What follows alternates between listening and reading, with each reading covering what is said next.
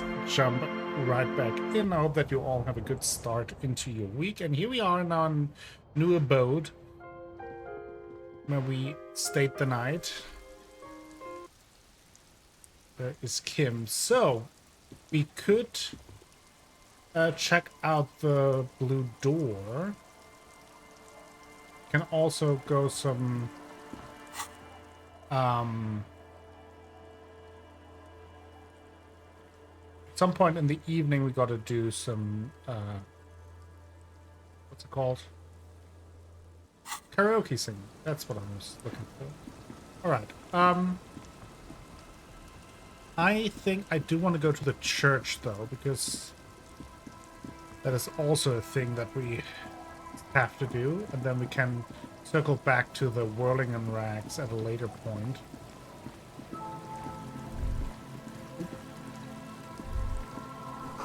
Rex, it's not yours. You didn't crash every MC in Revachol. Hopefully. Let's hope for that.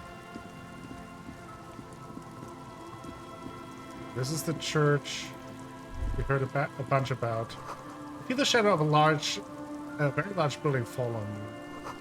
The sign says St. Brune, 1147. Dusty pews in the shadows. Many seem to be missing.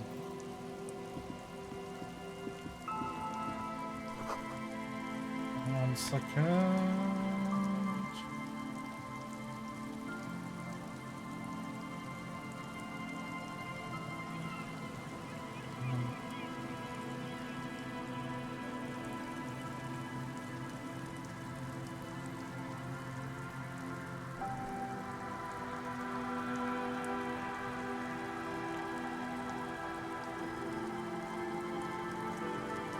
Pick up some money. I also need to buy the dice. There's so much we need to do. Heavy wooden doors, more than twice your height, stand shut in front of you. The rectangular sea-worn ornamentation appears in stark contrast to the padlock, carelessly. Actually, now that I think about it, let's travel back here. Let's get the dice, because I think we have enough. I think it's 8 real that we need to pay. This orange machine is dead. You slip your fingers under the frozen lid, but the ice is too cold for you to get a good grip. If you want to try again, then you need to have the pry bar. Oh, let's put the pry bar. This orange machine is dead still. It has Not a strong enough. hand-cranked ice cream churn. Still not strong enough, huh? Okay. I hope so.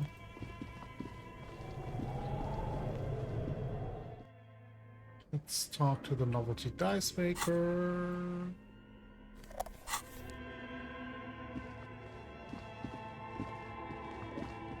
Not sure what I would need then to open that. Oh, it's you again. Are Came you back to looking pick up my dice. excellent? 10 That real. will be 10 real for Oh, one I'm so set close. of magnetic dice. I don't do orders on credit. Come. Okay. That's too bad. For some reason I thought it was 8 real.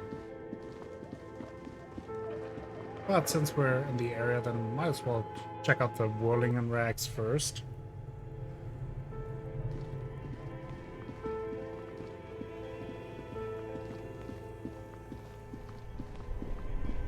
Getting a little bit nervous when it comes to the investigation.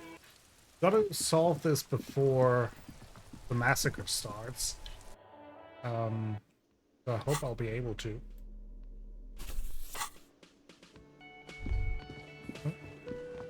Wait, no. Something about this bunch doesn't smell right.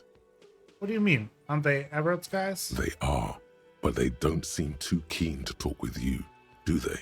Oh, and also we have now the mission to recruit more people to our cause of spreading communism. No, they don't. Glenn seems to be contemplating grievous bodily harm while he massages his raw knuckles.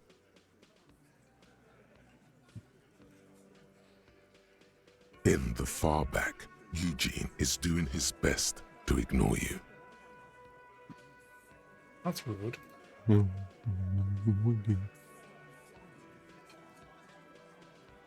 Meanwhile, Fat Angus keeps shooting you furtive glances and mumbling uneasily to himself. And from his perch at the end of the table, Titus Hardy himself stares at you with a cold contempt that makes you want to leave the cafeteria straight away. Besides, you're pretty sure they consider themselves social democrats. Yep. It's fine. I've got nothing it to doesn't say have- to you. Doesn't have anything new. You see a heavy steel door with Let's the try the key key. fits the dimple lock. It takes a bit of effort to turn it after all these years, but then the lock clicks. Dust rises before you like mist. A tomb Ooh. haunted by regal spirits from distant ages. No, smells like engine grease and cut wood. A workshop. Tomb would be more exciting. Okay. We have here. This pinball says Franco-Nigerian. The theme is horses and swords. This pinball is white Diora. The black back glass shows a female figure in mourning. And note NB.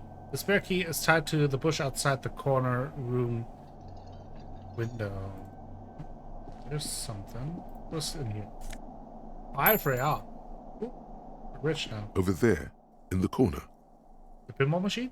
Not just any pinball machine. This is the pinnacle of pinball. Cornelius Gordy and the Mountain Goats. It's lit. You can't wait to get your hands on it. Kim, are you seeing what I'm seeing? The pinball machine. Gordy's Goats, a classic. Wait, you've played it? A little. Feels like a lot. Too Let's take a much to closer play look. it again. Ah, great. Cornelius Gordy and the Mountain Goats reads the golden lettering on top of the back box. There's a small column of text underneath. The machine is coin operated. Get the game on, Fingerboy. Those flippers are ready. Lean closer to read the text. Above the painting of a mustached man climbing a hill, a column reads, inspired by the legend of Cornelius Gordy, taken on the world's tallest peak, Corpus Muindi. The Mesk legend holds that when the nation is in danger, heroic Gordy shall return and save his people. Okay, let's inspect the field. The theme of the game is to explore Gordy's climb through the perspective of goats and to ascend to the top of the mountain in a time of trouble. The peak of the mountain is at the top of the playfield. All the balls have small goat icons on them and represent the goats as they race up and down the mountain. Areas around the playfield represent Gordy's climb, places he was said to have camped, which the goats can discover. Get them to the summit. What's with all the goats? Indeed. Think of them as balls. Well, let's do it. It takes a while to get into a rhythm, but pretty soon you're able to keep 3 goat-faced balls in play with relative ease. Go, go, Fingerboy. I feel sorry for the goats. If they only knew the kind of guy old Cornelius really was. What kind of guy was he then? The kind of a guy who uses the word savages a lot when recounting his travels. I see. A masked nationalist. A racist mountaineer? An avid huntsman too. He was often photographed in his dining hall, surrounded by wall-mounted hunting trophies from every continent. That is not cool. He also hit his wife Oh. and kids. Other people's kids too. Sometimes pets. Hateful little man. Sounds terrible. But you seem to be having fun. Pretty good at this. Your game is definitely improving. The jolly goats are flying all over the board, and although a few plummet to their deaths, you're never left with less than 3. Suddenly, a special passage leading to the summit slides open at the top Here we go. of the board. It's our chance. This is where the balls need to go. Concentrate and aim for the narrow passage. Maneuvering a goat ball into a position for a perfect hit isn't easy. More fall to their deaths. But finally, the opportunity presents itself. Here we One go. of them gets through. Tiny hammer shatters something inside the machine. Something glass. The words "pale rupture" light up on the speaker panel, and the machine starts Smoking. filling with a thick, milky fog. Something's happening. Congratulations. This is where the game ends. It's a cheap way of getting more money out of the players. A stupid nihilistic finale. There's so much fog, you can barely see anything. Some is actually leaking out of the machine, Oh boy. and one by one, your goats start slipping, disappearing into the milky nothingness. Lucky goats. The fog looks soft and inviting. The amount of focus it takes to predict when a ball goat is in striking range is staggering, but it can be done.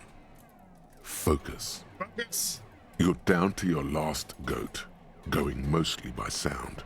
Eyes are useless at this point. Hey, but Starcy, that goat how you doing? is something special. 5 times you snatch him back from the jaws of death.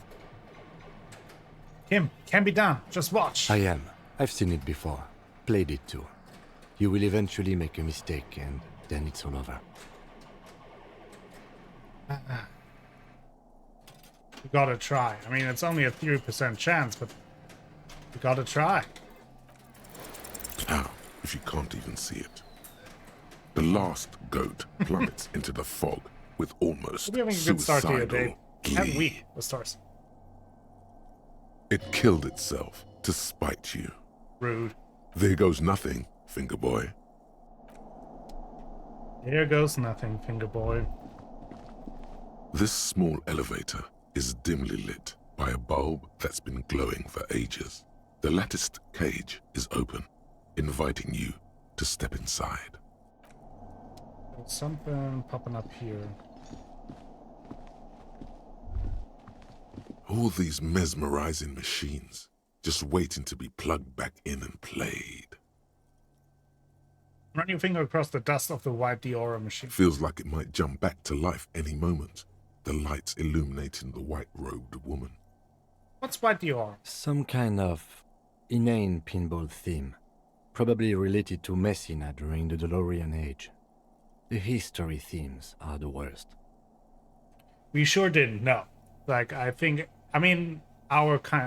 imagine our fingers being kind of arthritic at this point anyway, due to heavy drug and alcohol use. The lieutenant grimaces, looking at the machines. How about we fire one of these bad boys up and play some ball? You can't fire them up. They are broken. Only that one machine in the main hall works. The Royalist Pinball. What a dumb name. Royalist Pinball. If they weren't broken, he would kick one of these machines about now. Sounds like you don't enjoy pinball, Kim. No, I love it. I love pinball. Who doesn't love pinball? Let's move on. He doesn't. What about that other one, the Franco-Nigerian ball? Want to play that? No. 88% chance. It's strange that he doesn't like Nothing. pinball. Kim here is a Ceolite. His people are incredibly dexterous. Yeah, I and have a they feeling all too, with love Starcy. pinball. Matter of fact. Hey, didn't you guys like invent pinball? Us? Guys? Stop. No matter, this is a failure. I'm failing and I'm going to stop. Okay. I don't like pinball because I had to learn to play it for an undercover job at a pinball ring. And it's a lame, boring, and unchallenging game. There. We can move on now. Super. Prizes are Tip voted. top. This went pretty well, all things considered. I agree. Let's move on. This small smells of nougat and sweat. Your head brushes up Favorite against combination. the ceiling. There is a control panel to your right, and just enough room for 2 people to fit in.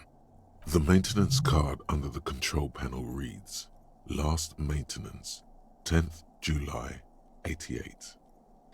It says the last maintenance was in 88. That it does. I say, let's brave it. Nougats with the nuts is pretty yummy. This elevator was last maintained in the future, No, it was maintained in 88 of the previous century. so it's not a message from the future. No, I think the bureaucrats just forgot about this backroom elevator after the revolution.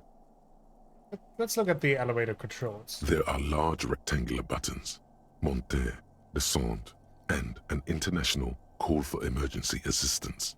That third one appears to be broken. Of course. I wonder what this elevator was used for. Seems like a small freight elevator for transporting machinery. For that, it's pretty quaint. He taps the on the guttering light bulb. It's golden in the dark. Close the elevator door and go up. Where are we now? Small window taped shut with black plastic. You can't see outside. Boxes of tools and replacement parts line the shelves. Oh, that is behind Classia's room. Schematics for a pinball machine. Futurism theme. Oh, pinball maker's coat.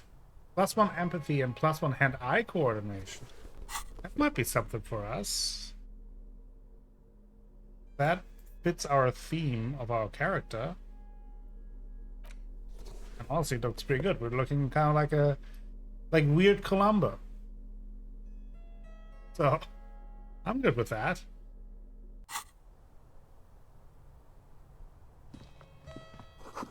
The pinball machine has been taken apart and gutted. Oh, the footprints there. This tiny hole in the wall. You see a bedroom on the other side. You can almost see the shape Yeah. of a man and a woman writhing inside, bathed in drug sweat and dirty linens. Bottles lie around everywhere. Well, Ivysaur, that is my job. I'm a detective. I am investigating, and I'm very serious about it, okay? Don't question me. How are you doing? Are we having a good start to your week? I think I can see into Class's bedroom from here. You can barely see through. Better not to jump to sensationalist conclusions here. The footprints on the floor, however, definitely suspicious. His job is to investigate. Boring footprints. Jesus. I want to jump to sensationalist conclusions. What were those people doing in there? You lean closer to the peephole instinctively. I bet they're doing something quite unnatural there. Sensationally unnatural.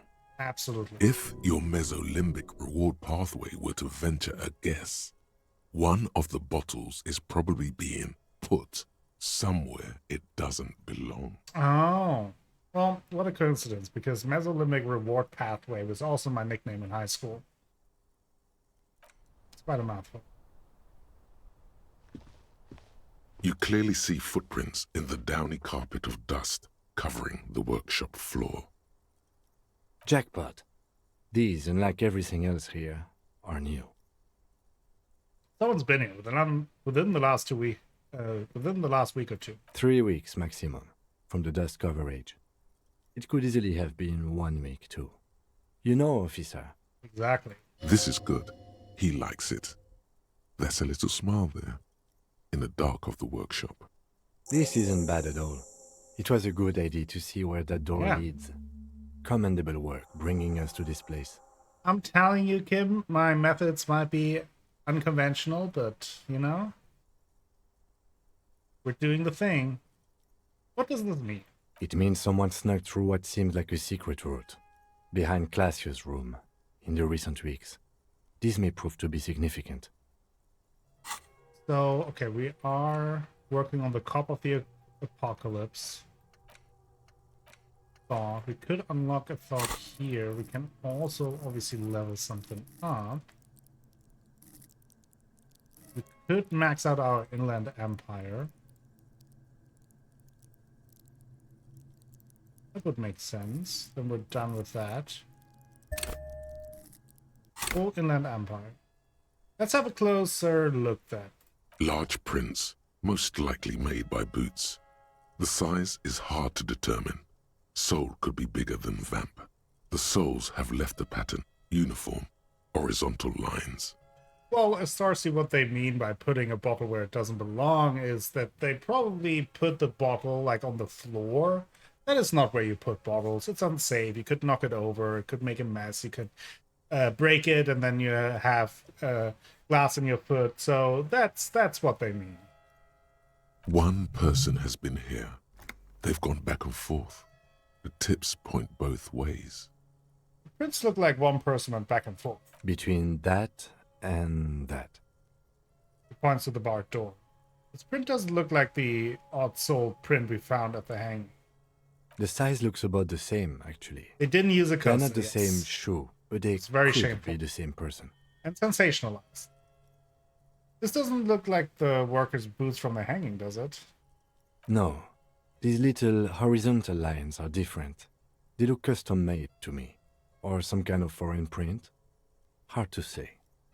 Still a boot, though. Everything around you is quiet. The prints crisscross the workshop floor. That is very interesting. I wonder if we can... I also want to see, is there something on this side that I'm missing?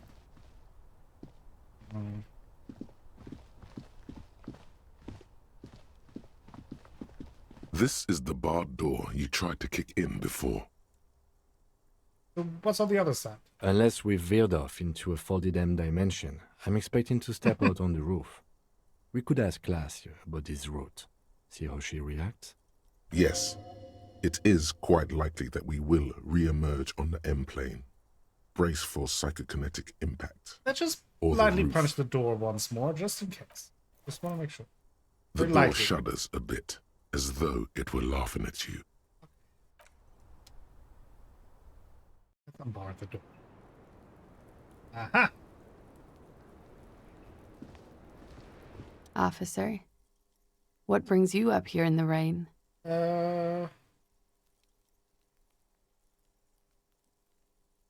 Yes, miss. I hope. All What right. about the Coolly, seas? gracefully, she Not my favorite topic. How about we... Yeah? That door. Did you know it leads to the downstairs elevator? I did not. Mystery solved then. I kept wondering where it led. There's a peephole on the other side looking into your bedroom. A peephole? You mean like a hole in the wall? Yes. Looking into your bedroom, miss. Lieutenant points to her window. The unmade bed is visible through the glass. Okay. There's a pause as she processes this information. A jitter of fear and disgust moves through her body, beginning from her shoulders and ending in her hips. The cigarette tastes foul to her now. Do you think this is somehow connected to me? It could be connected. Okay. Do you have any way of knowing how long it has been there? Unfortunately, no. But if I were to guess, long enough. The perforation is under the bookshelf on your wall. It should not be hard to cover with some tape. If it is recent, who do you think made it? Shit. I don't know. Maybe it's been there for a long time. Maybe the local kids use it or something. I don't know. I'll be fucking covering it up with a lot of tape, that's for sure. Was there anything else back there? Well, there were tracks on the floor. Huh. This isn't good. She feels like quarry, encircled. Her eyes dart to the door. It's an old pinball workshop. The room back there. This place used to be a pinball arcade. Okay. I'm glad someone's had fun. Mm-hmm. She's lost in thought, eyes narrowed, forehead furrowed. All right. Maybe we gotta ask Bart about it.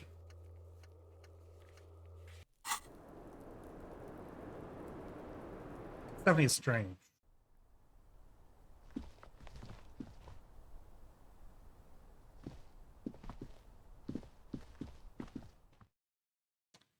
Definitely very strange.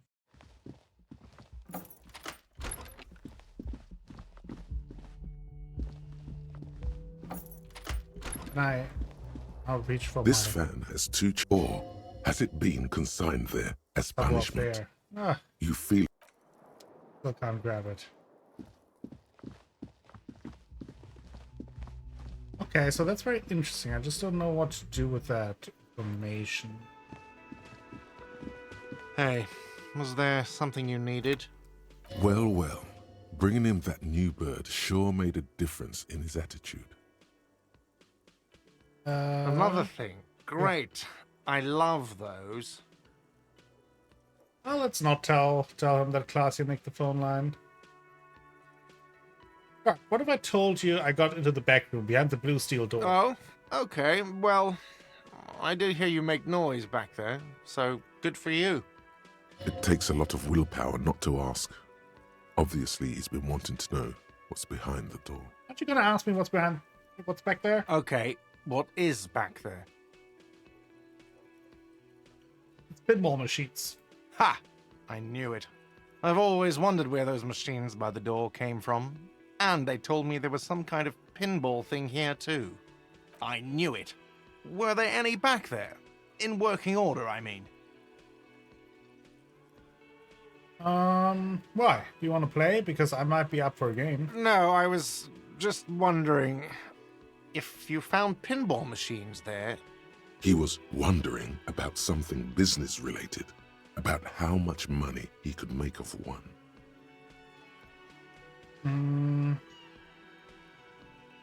If you're thinking about selling those pinball machines, I want a fat cut. See, sweet shit. I'm disruptor. Those machines are whirling property. But if it makes you feel any better, I'm not planning to sell them. It wouldn't hurt to get a little life in here. Other than the hellish karaoke machine. That one's always causing We'll get trouble. to the karaoke later. There's a peephole in the wall. What wall? Upstairs in a secret back room, right next to Classy's bedroom. I found it when I found the pinball machines. I'll have it fixed at once. Thank you for letting me know. I assure you, the whirling does not abide spying on its guests. What a shame to fix such a good peephole. I mean, here's the thing. What I'm thinking is maybe we should keep it open, not to be a creep, but actually to figure out what's going on with Classy in general, because there's still a weirdness going around. But okay, you've been Thank notified. you. I'll patch it up personally. We're not Was doing there it. something else about the establishment? I hope not. No, let's not tell Yes. them about the phone line, and we will talk about the karaoke later. Now, the custom-made booths for science, exactly. Custom-made booths. I wonder if that is one of the three mercenaries. So one The of the man other three ponders his mercenaries. cooking utensils and gives Yes, nothing new to say. I've got nothing to say to you. He doesn't got anything. It's you again. What is it? Yeah. Talk to Classy about the tape. And She stands by what she said. that fucking fucker. You're the worst cops in Revachol. I gave you gold on that tape. It was dark stuff, but it didn't prove anything, and it didn't change her mind. Dark. Dark is when you start a goddamn death rock band. He said he'd rape her. Sounds like he wanted it to change her mind about the hanged man. This is definitely personal. Yeah. What did she have to say then? Fine by her? This is what people are supposed to be like? Fucking whoop-de-doo. It didn't come as a surprise to her, and she definitely wasn't scared. Yes. In fact, I think she thought it was a little funny. Yeah. Funny. No good goddamn psycho whore. All right. All fucking righty then. I guess it's good then. That fucking... Please try to control yourself in the presence of visitors, Titus. Voice is a bit softer than earlier. This is just perfect. Just fucking perfect. Any thoughts on this, lawman? Titus rubs his chin with his palm as if trying to grind it smooth. Women are crazy. Irrational. That's what you're thinking, right? Also, your fists are itching for a bump. I think it's personal for you. think you have feelings for her. Yeah, they're all queers. Can't bump, hard fist, or anything. What? Everyone's got feelings for each other. Where are you going with this? That's all right, Glenn. I just thought, I thought anyone would come around if they heard that shit. Apparently, I was wrong. Okay, so they didn't actually know if she was raped. And she wanted to... And I guess they just wanted to convince her that the mercenary guy deserved to die. Let's see. Yeah, that was fucked up. He smiles sympathetically. He wanted her to see the man for what he was. Now that you know, you might want to lay off this topic, or else you might antagonize him. I just got too worked up. Big man lost his shit. It's cool now. Yeah, be straight with me, Tavis. What really happened? I already told you. We fucking hanged him. There's less gusto in his voice now. His men too are growing increasingly silent. Come on, Titus. Yeah. We know you didn't hang him. He was shot. I know you're tired. So am I. Why don't you just... You know what? I am tired. I'm tired of you and the whore upstairs. Next time you see her, tell her Titus said, "Fuck off!" Okay. This is the petulant rage of someone who's at the end of their wits. That lying, scamming. We're done. This is over. You understand? Your little investigation is over. Yeah. There's a silence in the room. Alarm starts saying something, then thinks best not to. On the floor, beer drips out of the can into a small puddle. No one does anything about it. What is this quiet funeral shit? All we need is some beers in us. Bartender, 20 beers for the Dock Workers Union.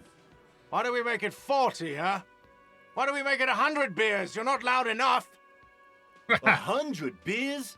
Now we're talking. Hoppity hop over here, cafeteria manager. The window might be closing. The more beers they get in them, the less cooperative they will be. Ooh, rhetoric. 42%. Not great because we suck at rhetoric. Klasia is playing them like a fiddle. Tell them how bad they got played, and they'll tell you the truth. I'm gonna need your gun many again. ways to go about it. All of them really good.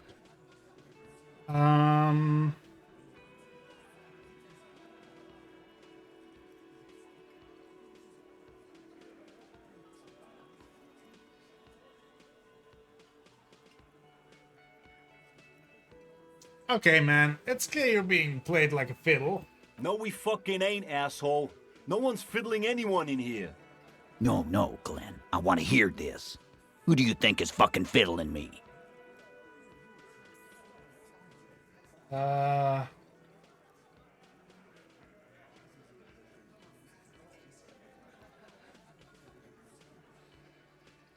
hunter becomes the hunter. The hunter becomes the hunter?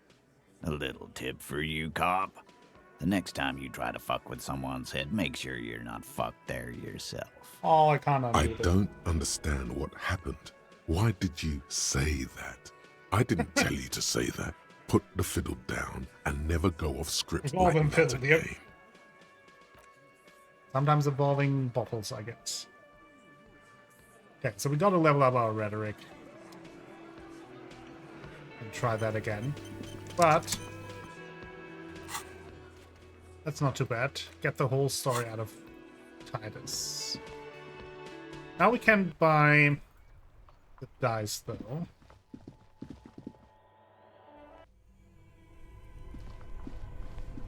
Let's go back. Put the light on. Investigated everything else here.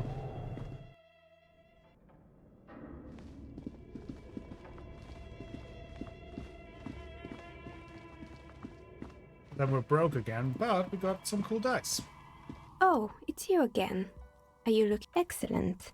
That will be 10 real for Magnetic one set. dice This set. was an especially fun set to make.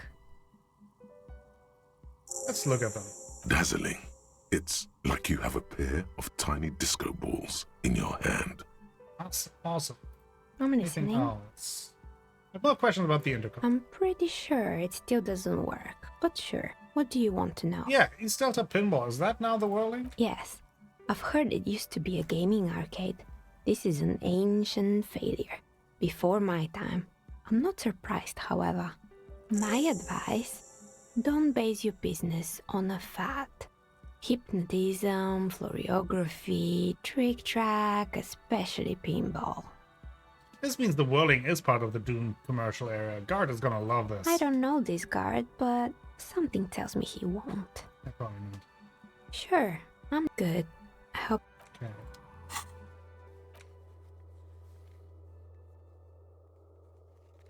We've got to talk to Guard about it. We also got the...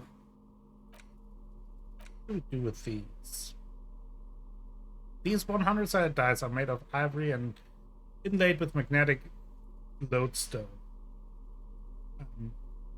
When rolled together, pips on the dice interact with each other by pulling and pushing, just like magnetic personalities. Note, look at the map, tab in journal to see which white checks have opened. Oh. Oh, that way with those, I guess, receiving those, I can retry checks without leveling up. At least this one time. I'm not sure if that is for good. But that's definitely good to know.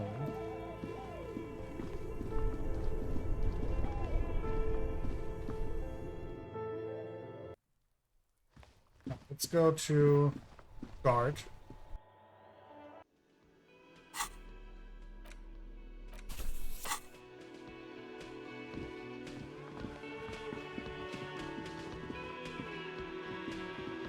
Hey, was there something you needed? Another thing in Another the whirling, thing. yes. Great. I love those.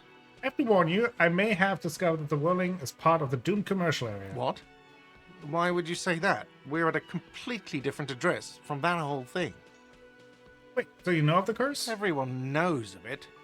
The whirling is listed on the intercom outside as one of the businesses in Building B. You should get your wiring fixed. I tried to call and couldn't reach you. I've been working here for a long time, and that intercom has never been used by the whirling. Not once? Isn't that already a sign of decline? It's a sign of the whirling in rags not being part of the doomed commercial area. If anything, we're revitalizing this neighborhood. Relax, Mr. Gart. I'm sure there is no doom. He simply wants to share his discoveries with you. The whirling was once East Delta Pinball Arcade before it failed. It's only a matter of time before the whirling fails too. Does this look like part of a doomed commercial area? This pre-revolutionary tilework? These high ceilings? The nice rooms? Well, most of the rooms.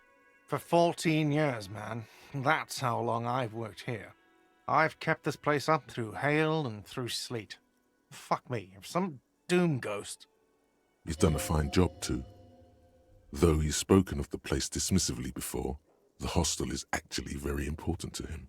You really care about the whirling, huh? Yeah, it's slowly growing on me again. It's beautiful in its own way, especially for this neighborhood. I've been trying to keep it that way, even if it is part of the damn doomed commercial area. Aha, so you finally admit it. Yes, your police skills have delivered. I'm sure you'll get a commendation, maybe even a promotion. So who owns this place? Some real estate management company. They never come around here, just collect money from afar. Honestly, I think some money laundering might be involved. And who named it Whirling and Raps? Well, it sure as hell wasn't the real estate company. It was you? You look surprised. What? It's a great name, I know. Cafeteria managers come up with great names too. It's from a song. The song? Hail, Holy Queen, by the Ateniers. Hail, Holy Queen of the Sea. You're whirling in rags, you're vast and you're sad. Good pick. Eh, not too bad. What about those other cafeterias you manage? What about them? One is a basement dive frequented by chain-smoking communists. I can't tell you how sick I am of Kraz Mazov and Ignis Nielsen and all those old ghosts. Well, too bad it's all doomed here. Whatever. Was there anything else? Because I need to think about how I'm going to get those pinballs in here. Yes? Well, right. Let's talk to these. You look like shit. The ruffled face reflects the man's sunglasses. And I don't mean that as a metaphor. I know, it's intentional. Like undercover? The woman in the RCM uniform interjects. Well, as far as disguises go, this is one of the best I've seen. I mean, I could swear you're an actual bum. Oh, come on, Jean. It looks like it's been a rough week on him. It's not just this week. What you want?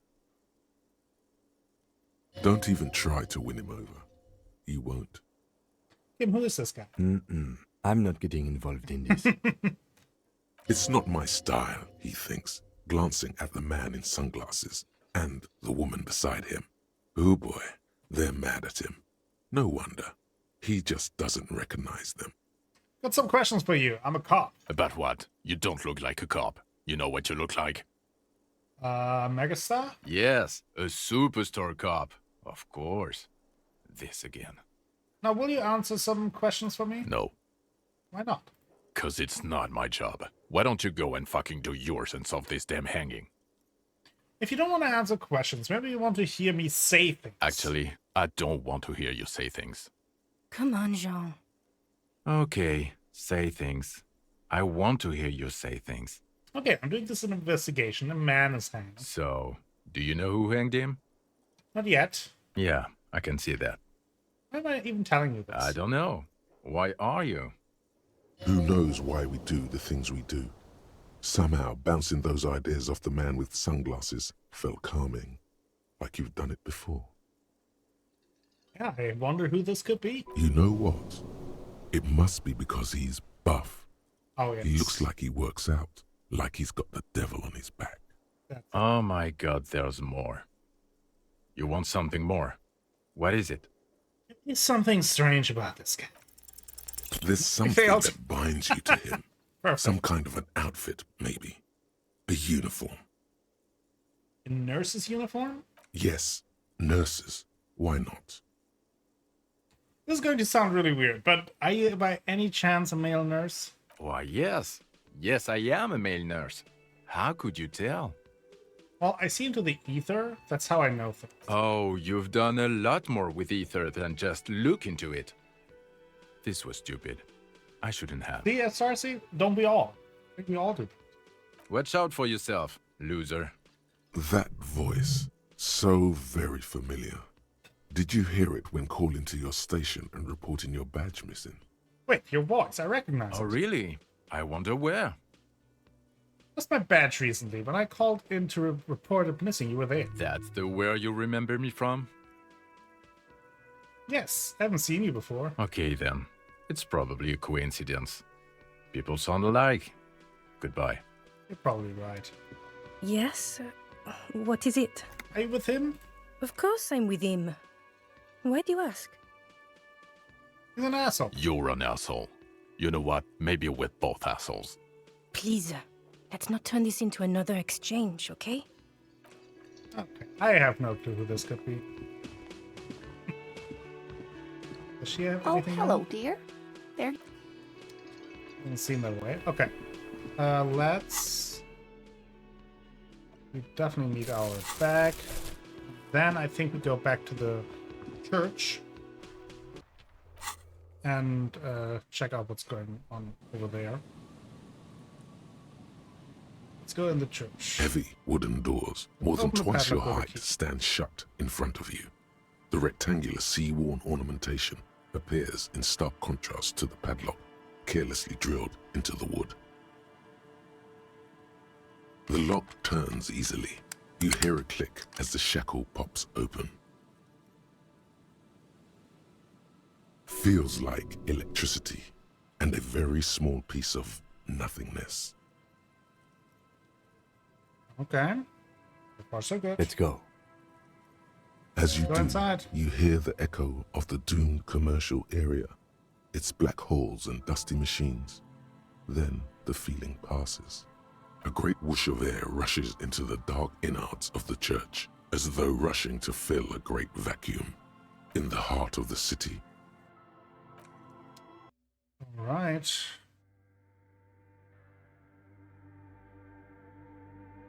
Right, there's lots of stuff going on.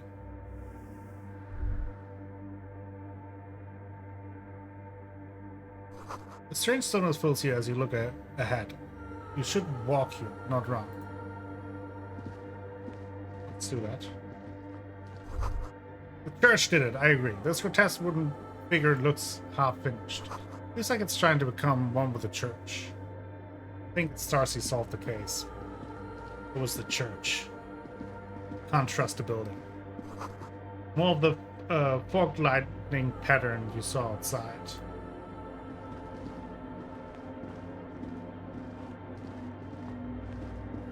There's some stuff up there. The blackboard is filled with complex equations. They look recent.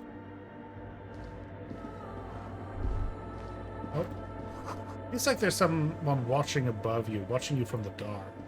That's about a strange creature. The bowl is filled with water. A live wire runs directly into it.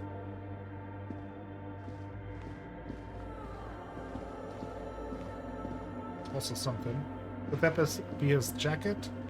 Idiot Doomspire's jacket? A cracked pane of glass. Colorful.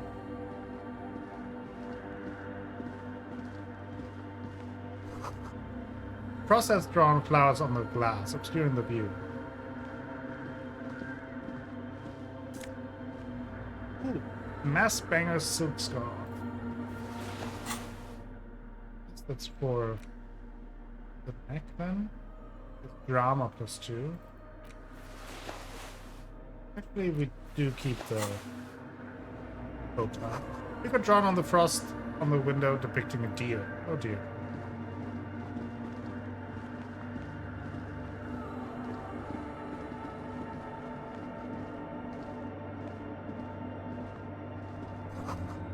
Spider has spun a web around this wooden carved pillar. Maybe there is a giant creepy spider.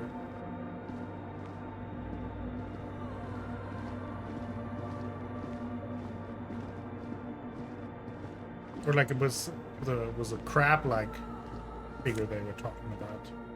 Massbanger's red brogues, empathy +1. Compared to, what are we wearing right now? Oh, the shoes. It's perception. I actually like having the perception. Keep that for now. Another computer. Portable Harmon. Grouchy tape recorder. Cold wind blows from the broken gallery. It makes your skin crawl. Someone's siphoning electrical current from outside into this antenna. 2 decks of reel-to-reel tape spinning empty. Let's check this out. A machine stands in the corner, watched over by the figures on the stained glass window. It's turned on and quivering with soft electricity. Another radio computer. And this time it's already turned on. He seems cautious around the machine. These machines sometimes harbor traps, he thinks. Alarm systems and the like. Let's be careful. We should leave. I doubt this place bears any connection to the case. Yes, but this machine looks just like the one on the Doom commercial area. It's also quite similar to the one we have down at the station. Must be the same model. Inspects the machine's framework, careful not to touch anything. Wait, let me just investigate. You see fluorescent play and print buttons on the keyboard. A hatch connected to the central compartment is wide open. The lieutenant says nothing. You see the machine's glowing frame reflected back from his diamond-shaped glasses. You're free to proceed. Look inside the compartment. Behind the hatch sits a cube-like crisscross of filaments, smoldering in the dark like fireflies. Silver tape on the side says, in black marker, log, February to March. Another filament memory. Press play to talk with the repeater. Let's do it. The speaker comes to life. Static seeps through the machine's planar magnetic driver. An old lady greets you. Her voice sounds 100 years old. Good morning, Fortress Accident on Saint-Brun. This is the East Insulindian Repeater Station 1. Please repeat. Is this the personal log? It's the same old woman you spoke with through the radio computer in the doomed commercial area. Yvonne, it's me again. How are you? Good, thank you. Please repeat. Is this the personal log? I looked inside the core, but the tape on the filament just said log February to March. Good. Please repeat the password. Let's look around. There's no use trying to guess the answer. Password, I'm really bad at password. Can you give me a hint? No. This is my birthday.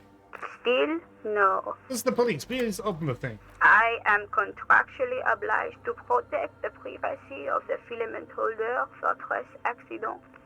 Without filing a warrant with Lintel, I cannot give you access to this filament. I'm afraid we are not doing that. Unless we want to wait for a month. Now, can you please repeat the password? Oh, I don't know the password. Received. I will register this login attempt. That sounds bad. A login attempt. Something a criminal would do. Fortress Accident, is there anything else I can do for you today? So, this is just like the one on the Doom commercial. I have two machines registered to this company name in Martinez. One on Saint-Brun, the other on Rue de Saint-Ghislaine. Saint-Brun, that's the church. And Rue de Saint-Ghislaine? That's the doomed commercial area. Anything else I can help you with? Well, I guess we need to Goodbye, find the password. Fortress Accident. The machine's keyboard is still illuminated. That's Nothing perfect. happens. Okay. Let's look around. In white, silver, and apricot faience, the young mother of humanism stands above you. A crack runs across her body. She is impossibly tall, oval-faced and sad. A dark and radiant majesty. Cradled in her arms are a pair of glowing lungs, clearly visible from underneath her flowing dress. You should kneel. No. Cold wind seeps in from the crack in the glass. We're not kneeling. Snowdrifts cover the floorboards at your feet. Above, you feel her multicolored eyes on you, inspecting you, as if under a microscope. Look at. The woman looks down at you, standing there. She towers among her followers, architects, laymen, courtiers. There is a sad smile on her lips and a glint in her green-blue eye. Of what? Compassion? Remorse? Mourning. As that terrible word passes through your mind, the lieutenant draws an X-shaped cross from shoulder to shoulder. Do the same. Your fingertips touch your chest 4 times as you stand in the apricot-colored light of the window. Above you, the woman still smiles, her distant smile, sundered by the crack in the glass. Who is this? It's Dolores Day. The old woman was right. This is the DeLorean Church of Humanity in Martinez, or the Small Pinewood Church in some records. You knew of this place? It's a minor landmark, not easy to find. Most maps misplace it. It was built not long after Revachol's founding, 300 or so years ago, by first-generation settlers. What else do you know? There used to be 7 stave churches on the coast. Les Sept Sœurs, they call them. The 7 Sisters. Only one remains. The rest were burnt in the revolution or used for building materials. We should be respectful here, although the building appears to be deserted. I do not believe we'll find anything connected to the lynching here. Something else, perhaps? He looks at the machinery lying around. A pang of guilt. The lieutenant is leaving something out. You know why it was abandoned? I have a theory, yes. There was a police raid a while back. I heard the place was shot to pieces. The old woman in the village was being tactful with us when she didn't mention it. She has more respect for the RCM than many around here. Who conducted this raid? Well, your station was involved, I hear. Although I can't be sure. You're sure? You're not sure? 3 precincts were involved in the raid, and people say Precinct 41 was one of them. I don't remember being here. I am pretty sure it was a clandestine operation. I don't know anything more about it, why it was conducted, or who participated. I try not to pry into extra-district matters. If I was here, I should find out what I was doing. Good luck. You will not get information on a confidential operation from your station secretary just by calling. If you really don't remember, it might be better to keep this one forgotten. It happened a while ago. It's unimportant to our business in Martinez now. We will do these checks, but I do want to see if we have something for the visual calculus.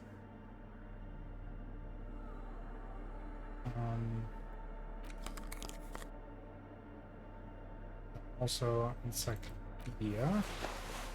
This is a little bit of a better chance. The mother of humanism stands above you. 58%. A precious and complex wax painting on a single pane of glass.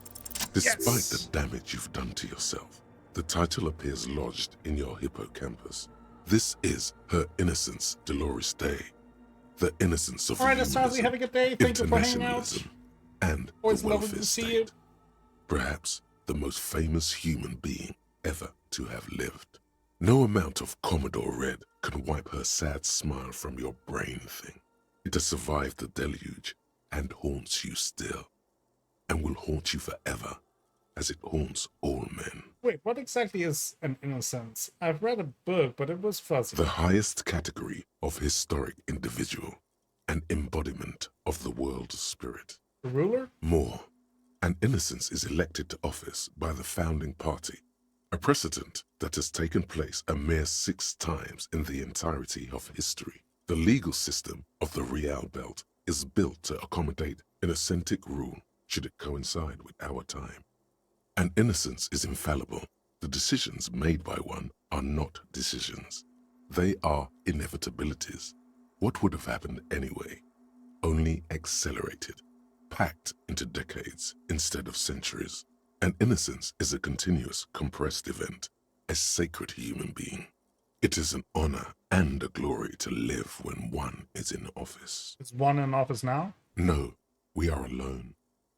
Okay, so when did she rule? 300 years ago, in the wake of the discovery of this Isola, the Insulindian, by explorers from the continent of Muindi. She is, among other things, the innocence of inter-isolary travel and the connected world.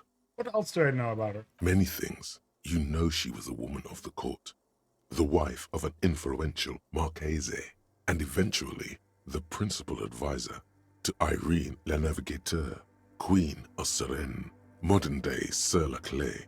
Also that she was gorgeous beyond beauty, draped in ancient sadness. Are you sure you want to remember this bit of historic trivia?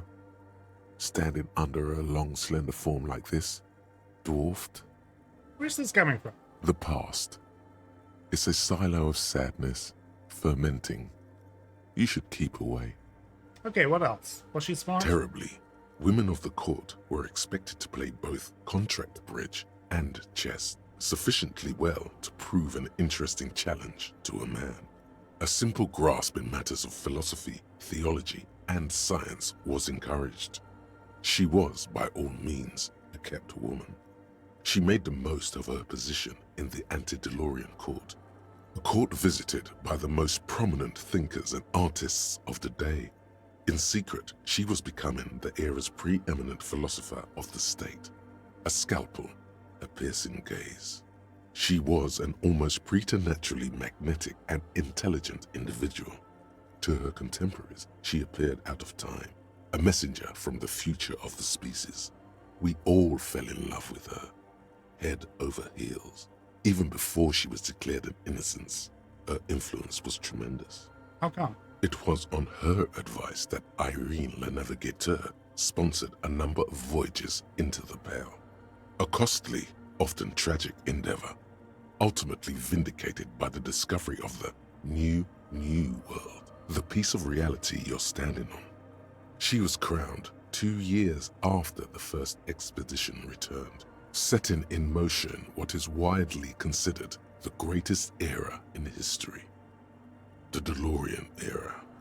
I don't care. Wow. Wow, indeed. When her innocence was declared, and the queen she had advised for years fell on her knees before her, she was so overcome with emotion that her lungs started glowing in her chest. Bystanders reported golden filaments lighting the already sunlit chamber around her, clearly visible beneath her dress. I want more. As did we all.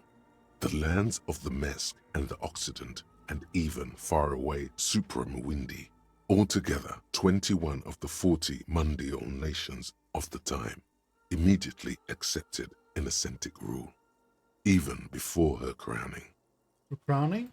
In a city called Advesperaskit in Vesper Messina, her homeland, the name of the city means evening comes, but it happened on a winter's morning, with the canals frozen and slush falling out of the sky. She was dressed in a white and pearl dress on an emptied-out plaza with the crowd far away.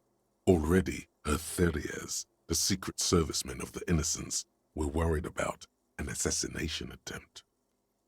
It must have been beautiful. Oh yes, she looked like humanity's young mother, a perfect mother, insultingly beautiful. It was as if her face and shoulders and hands were covered in a soft down of underfeathers. You know this well, very well. Midwinter snow was beating the cobblestones around her. A small attaché of officials stood by as her Theriers placed a white gold wreath on her head. The crowning was mostly witnessed by secret servicemen. One of the men in this secret service killed her 22 years later. A young man who had come to suspect that Dolores Day was not entirely human, but something else. What? Something that had walked in our midst, watching us stumble for hundreds, if not thousands of years, until it decided to interfere in the course of our history. We were supposed to come up with this ourselves. The man was reported to have screamed at the Innocents. Dolores Day was shot in the chest with a fowling piece 8 times. The man, thought to be insane, said he once touched her and her body had been unnaturally warm, like a furnace, and that sometimes, while on duty, he observed her forgetting to breathe for over 10 minutes. This inhuman quality was witnessed by many others as well, glowing lungs and all. It is commonly attributed to mass hysteria and religious psychology. Was there something terrifying about her? Terrifying is a term too emotionally charged for your semantic memory, or what remains of it. But terrifying, it's a simple word. She was bad for humanity, and you shouldn't have started thinking about her. No, was there something bad about her? I want to know. You already do.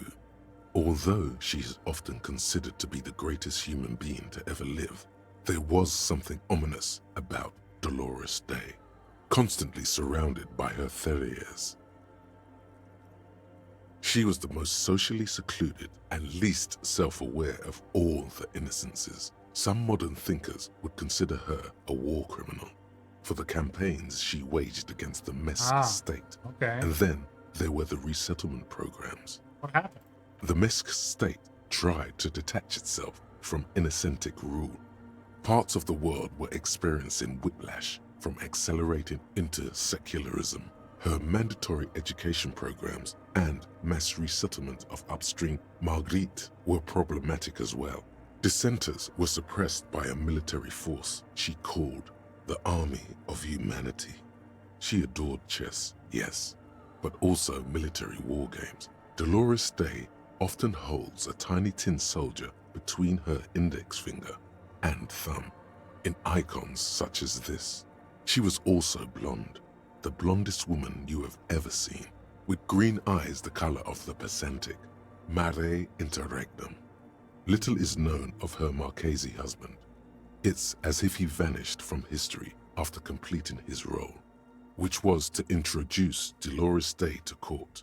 In conclusion, yes, there is something lonely, paranoid, and even terrifying that people seldom mention, but feel when they think of her. Lieutenant That makes Yefreiter, sense. you've stood there for over 5 minutes. What? The lieutenant's calm voice echoes in the cold air of the church. What are you thinking of, if I may ask? She's somehow connected to the case. Huh. Why did we tolerate the bourgeois woman that long before? Why did we tolerate this bourgeois woman that long before we shot her? She introduced us to the idea of public education, retirement, and modern diplomacy. He takes his glasses off to clean them. Either way, this church, we shouldn't linger here. This isn't a good place to get lost in. Could level up our rhetoric now. I mean, we have an 8% chance. I doubt it, but let's try. The shards glimmer in the dark. You see little pearls of light on the edges of the crack that splits the female figure. Something was written there. Remains of broken letters line the emulsion. What it said, you do not know. Oh. Well, let's go. Let's investigate further outside. What's this? A dead phone, a smashed receiver, like someone hung up too hard. You can imagine why. Calls become terrible sometimes. True. Someone must have worked hard to smash the plastic dome. A metal payphone under a yellow plastic dome. You could use it to call someone, unless you're out of change. I hope we have You some hear the tone. The machine is inoperable. Okay, let's yeah. For 10 cents, let's call a random number. Calling. Still calling. This feels wrong. Should you be doing this? End of tones. Someone picks up. Pierre, is that you, Pierre? Yes, it's me, Pierre. So nice of you to find the time to call me. It gets so lonely. Even the animals have died. That's not good. Are you sure you're Pierre? Your voice, it's different. There. Chrysanthemum. Her voice is drowned in white noise. Sounds like waves washing a beach, growing in volume until the call suddenly disconnects. You get a sinking feeling. It makes you look if Lieutenant Kitsuragi overheard you. To your relief, he did not. Let's hold off on doing another call for now. Well, brain explodes or something similarly bad happens.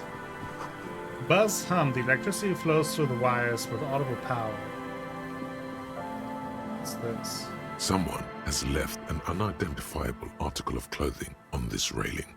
It smells really bad. Touch it. The cloth, if you can That could still be call it that, idiot makes a soft crunching sound as spirals. you thrust your finger into it. Take a closer look. It's streaked with dried seagull shit and tangled with pieces of seaweed. Nice. A dangling arm suggests that there might be a jacket beneath the crust of filth. Please tell me you're not taking that with you. I think this is a jacket that idiom Doomspire guy wanted me to find. I'm sure he'll be thrilled to have it returned.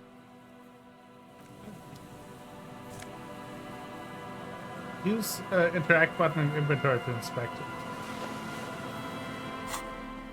Let's do it. Interact. As you hold it in your hands, it makes an uncomfortable crunching sound. Oh wow. Oh man.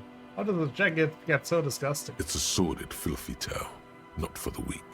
Are you sure you can stomach it? Of course.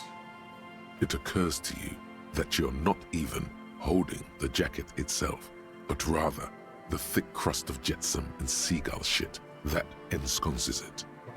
It smells like a dead sea creature, tangled in grey strands of seaweed. It must have spent quite some time in the water before the tide deposited it ashore. Okay, but what's the crust made of? Somehow, it was carried or dragged to the boardwalk. If not by human hands, then perhaps the feral dogs that prowl the beaches at night. Okay, that's pretty disgusting. I don't know. Why? Why did you think about it? Look at your hands. They're covered in muck. Maybe if I wipe my hands on my pants? What? No. Then it'll just be on your pants. This is a disaster. You'll never get the smell out.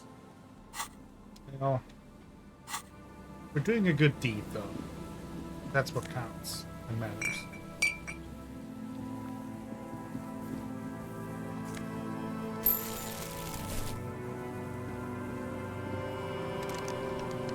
What is this? A coin-operated weighing machine hasn't been used for a decade.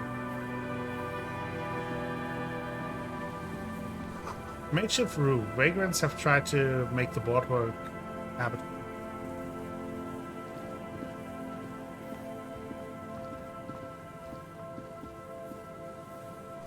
Vagrants have recently painted the top red. Water drips from it. Ooh. Encyclopedia 2. Perception -1. That could be useful.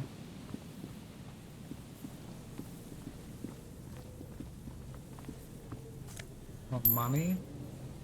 There.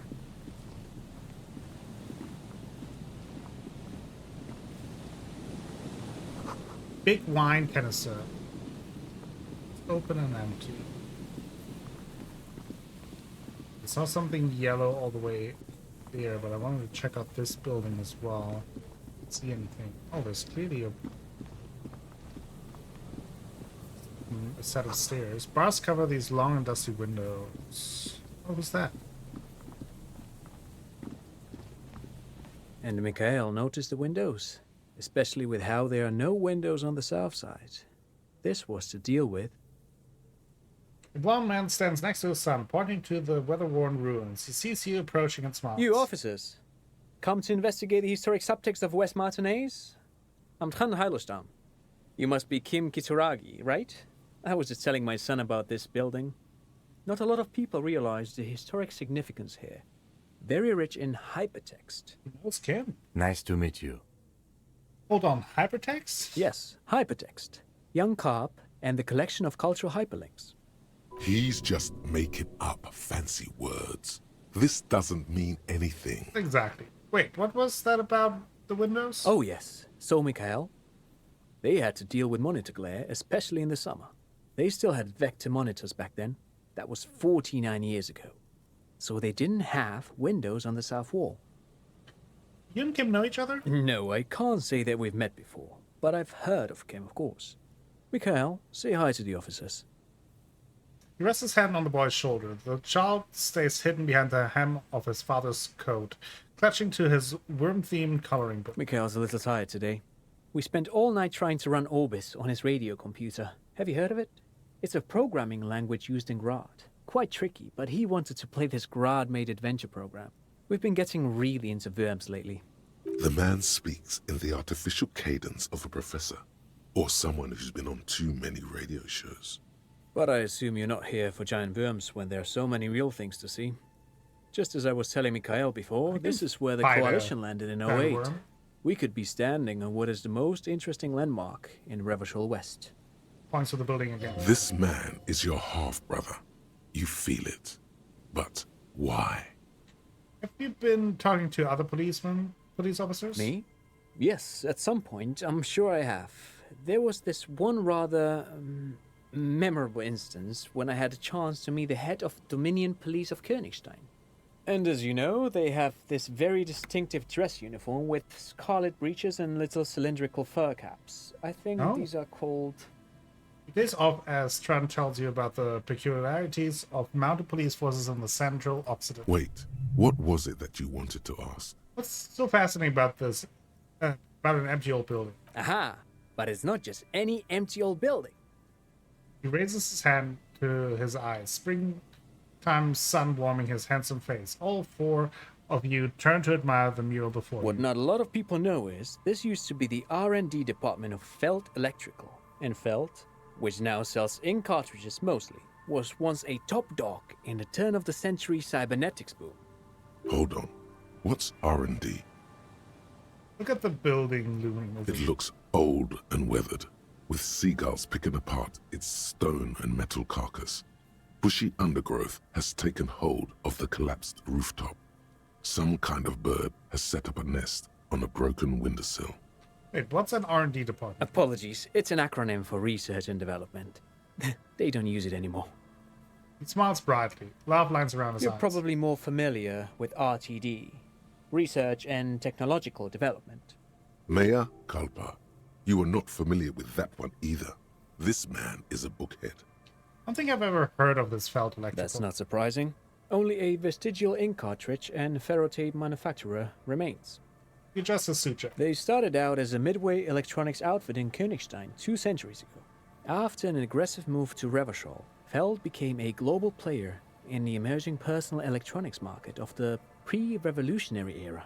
Still, Tricentennial was beating them in business machines.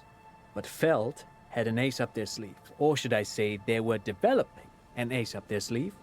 I'm mixing my metaphors here.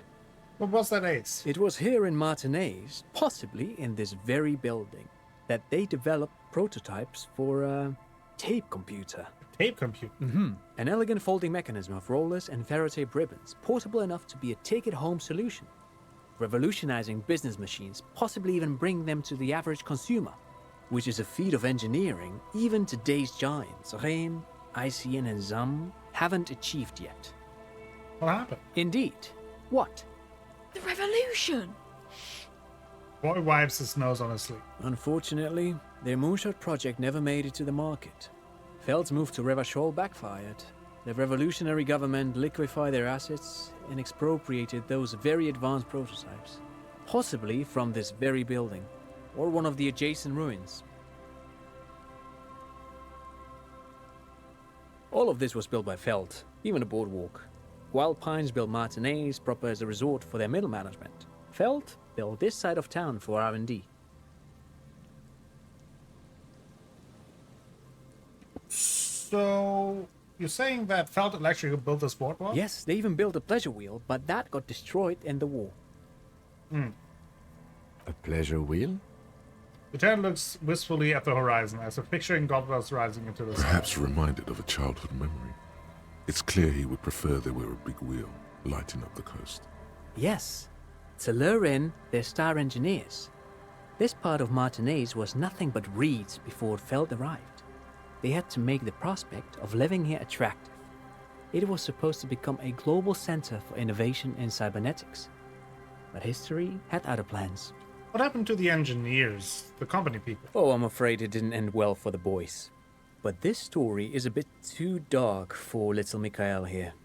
Now, if you were to ask about tape computers... Okay, so what did the revolutionaries do with those advanced tape computers? They used them for military communications, but also to write and send out press releases, the most notorious example being Le Décret de Mars. What was that? What's the Mars Decree? I mean the radio transmission sent out to news agencies and world governments by the newly created commune of Revachol on the 7th of March in the year 02. It's a beautiful piece of text, actually. A singer-songwriter I know, Charette, called it a love poem to Revachol on her political concept album, Bombessier dans le Lind. You should read it. Every local library in Revachol stocks a copy of the decree. Maybe we can ask, at least the bookshop lady. I tried to get Mikhail to memorize it. Tried to. Someone was much too interested in worms to be paying any attention. The kid takes a peek at the green and silver worm on the cover of the book, already forgetting about this part of the discussion. How did the tape computers work? Did they work like radio computers? Actually, no one knows. No one even knows what a computer made entirely of tape would look like. But word has it, they were very elegant, exquisite, alien-looking turn-of-the-century hardware. 10 years ago, I did a little freelancing, I guess you could say. I was a special consultant for an exhibition at the Womty Dumpty Dum Center in Vrede. The Womty Dumpty Dum Center. It raised the same questions, and we had lengthy discussions with Paul Ockerman, who was head curator at the time. This was before the twins Keith and Guy Jews joined the team, trying to... He did it. He said, Wumpty Dumpty Dum Center, like it's the most natural thing in the world. Right? What the hell is a Wumpty Dumpty Dum Center? And who the hell are Keith and Guy Juiced? Exactly. Okay, the Wumpty Dumpty Dum Center, Paul Ockerman, Keith and Guy Juice, what are you talking about? The Wumpty Dumpty Dum Center for Contemporary Arts. The exhibition itself drew on Lagerman's notion of memory, and so there were some parallels. That's why the head curator, Paul Ockerman, chose to... You're making this up. Kim, is he making this up? In fact, I'm not. The Wompty Dumpty Card Dum game, Center Wompty Dumpty is a Dum. place you can visit if you're ever in Vredefort and are ever in the market for an exhibition space / contemporary art research center. But perhaps I should return to the tape computers. As I was saying, the device itself was very elegant, fragile even. One could write directly on the tape using a special chemical solution. The machine would then analyze the handwriting, perform operations, and project output onto a white screen. It was a beautiful, delicate thing. Cool. Very, very cool. Though I understand the socio-economic causes of the revolution, it pains me to imagine the revolutionaries setting fire to this precious device. But so they did. The felt playback experiment vanished into the fires of '07. Wait, the felt playback experiment? Yes, the official name of the prototype. Some sources report it as the felt playback experience. But those are incorrect. Why did the revolutionaries destroy it? Who knows? Maybe it was an accident, or maybe they didn't want the technology to end up in the wrong hands. Either way, they're all gone now. All 3 versions of the prototype. Nothing but debris and ashes remain inside that building.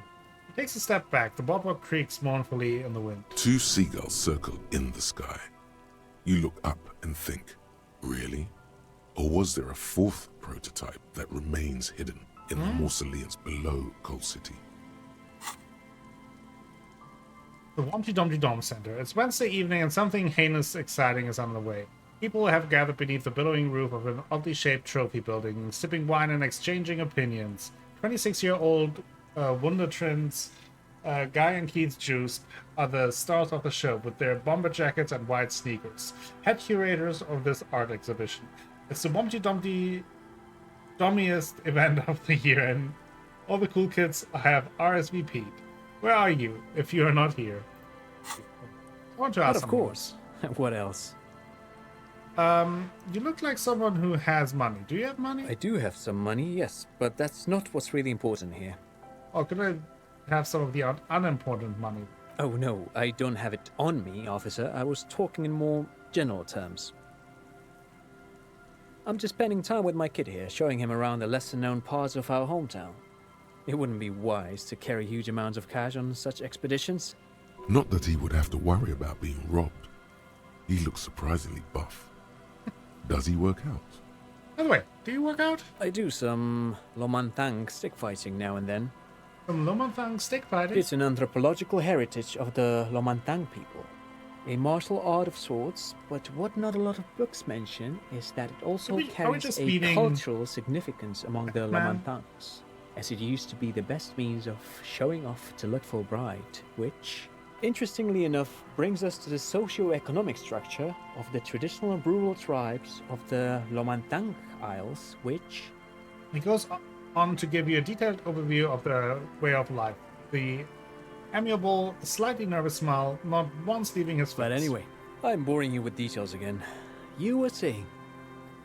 I don't really remember what I was saying. Then I guess everything got said, right? The drizzle. It never seems to stop, does it? No, thanks to you for having me and little Mikael here to pick your brain. A very interesting conversation indeed. I guess so. You see, a once bright mural towering above you. The signage has peeled off over the years, but you can still make out Feld Electrical R&D. A slogan used to intertwine with the loops a long time ago. Now, only a shadow of peeled letters remains. It says, tomorrow is just a whisper away. Tomorrow is just a whisper away. Looks like tomorrow never came. Lieutenant raises the collar of his bomber jacket. Money. Another power box. It charges nothing now. It's empty. What's this? Oh, look at these. These might be the cryptozoologists. What about... Can I equip... There we go. Nose of fat. And some money. Good chunk of money.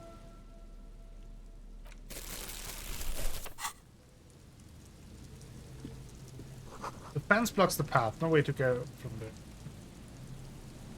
We'll go there.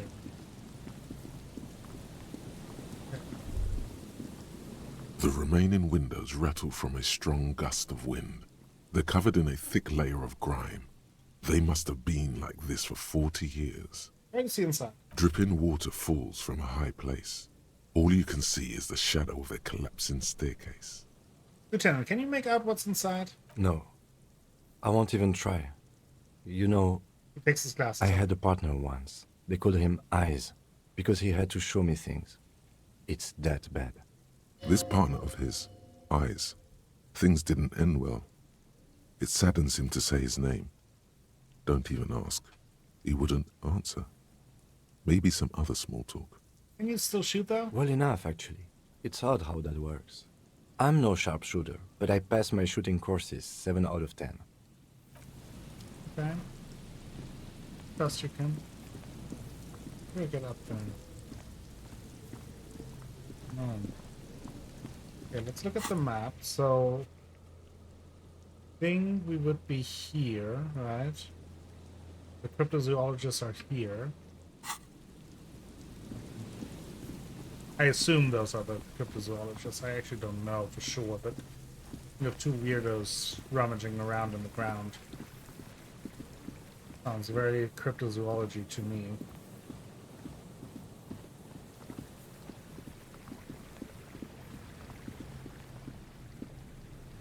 Okay.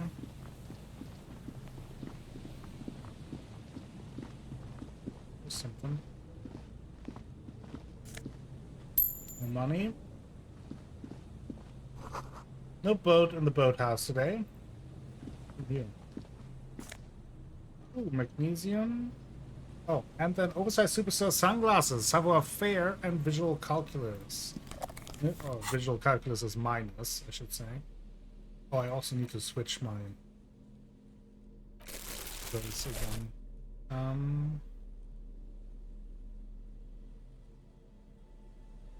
Empathy, logic, or savoir faire. You do like to be a superstar, so. Boathouse is shortly constructed. Strong breeze might blow it over. No money.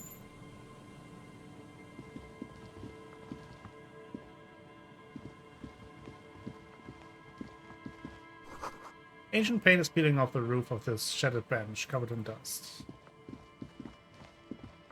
A scattering of bullet holes is spread across the cracked wall, reaching from one corner to the other. Look, even more bullet holes. Something's definitely gone down here. Correct. The density of the bullet holes is unusual. Even in a general average bullet hole frequency in Martinez sense. Grim affairs. Meaning, this is a lot of bullet holes. Looks like fully automatic rifle fire. Something you don't see these days. Why not? The manufacturing and sale of automatic rifles was curtailed after the revolution. The destructive power of such tools proved to be too much.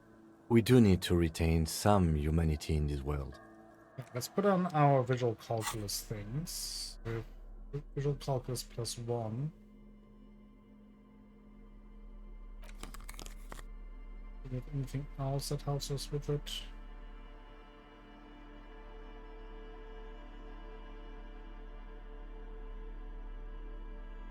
Visual calculus.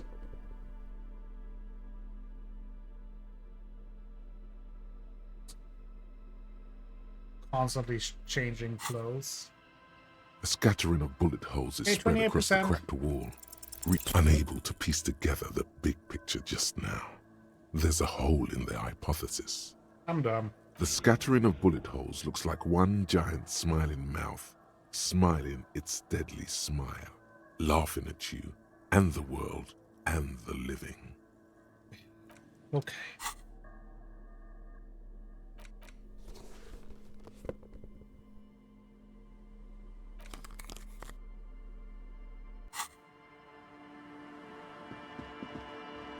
The sign says entree interdit.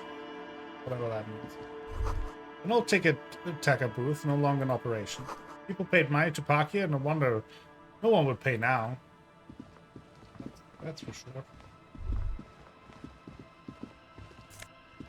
Money and bottles. Bottles. The boat track dangerous he has to run. Be careful here. The door is not only barred shut, but inaccessible. Where do I go here?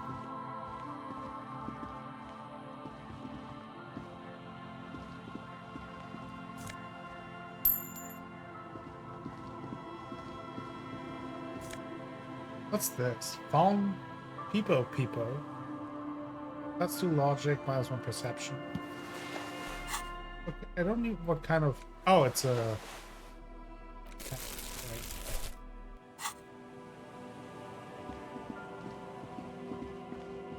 Okay. I'd have to come back to this to analyze.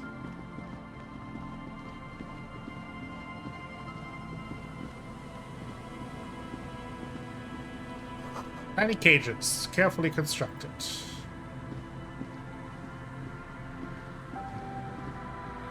These soggy logs smell of ignition fluid. Still, they won't light up. These heavy military blockades are riddled with bullet holes and crumbling. Over there. Buoy bobs in the water. The number on it says 11. That patch of reeds over there, it's a great place to hide something. Kind of out of the way, being so close to the water. I can't see anything interesting. You don't have a reason to. Yet. What is this about? Nothing. Just a hunch. The hunch passes, leaving you there, by the old boy bobbing in the water. Time to go. Okay. Now let's talk to these two. Here we go. Morale. Nice and easy. No way out, little guys. Not out of this jam. There's a cylinder on the ground in which the man is arranging some netting. It looks like some kind of trap. He notices you. Who's there? Oh, the police. Hello, officers. Is that the police? The Why are the police here? crypto-fascists. Don't worry, Gary. I'll handle it. You must be the cryptozoologist. To what do I owe the pleasure? Lena sent me. She's been really worried about you and is waiting for you to get back. Of course. Thank you for passing along the message. That damn waterlock is broken, and we can't go all the way around the 881. Yeah, that waterlock's been fixed. It was fine when I crossed it. Oh, sorry. Oh, good. We should really be getting back. Gary could use a hot shower and a warm bed. Did he say we can go back now?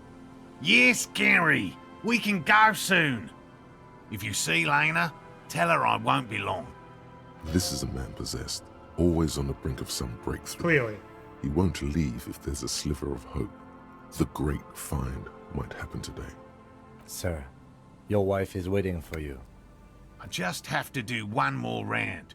See if the phasmid has taken the bait. Then we're going. He repasses a bit of netting that has come loose in the wind. For all his passion, this man is diligent and patient.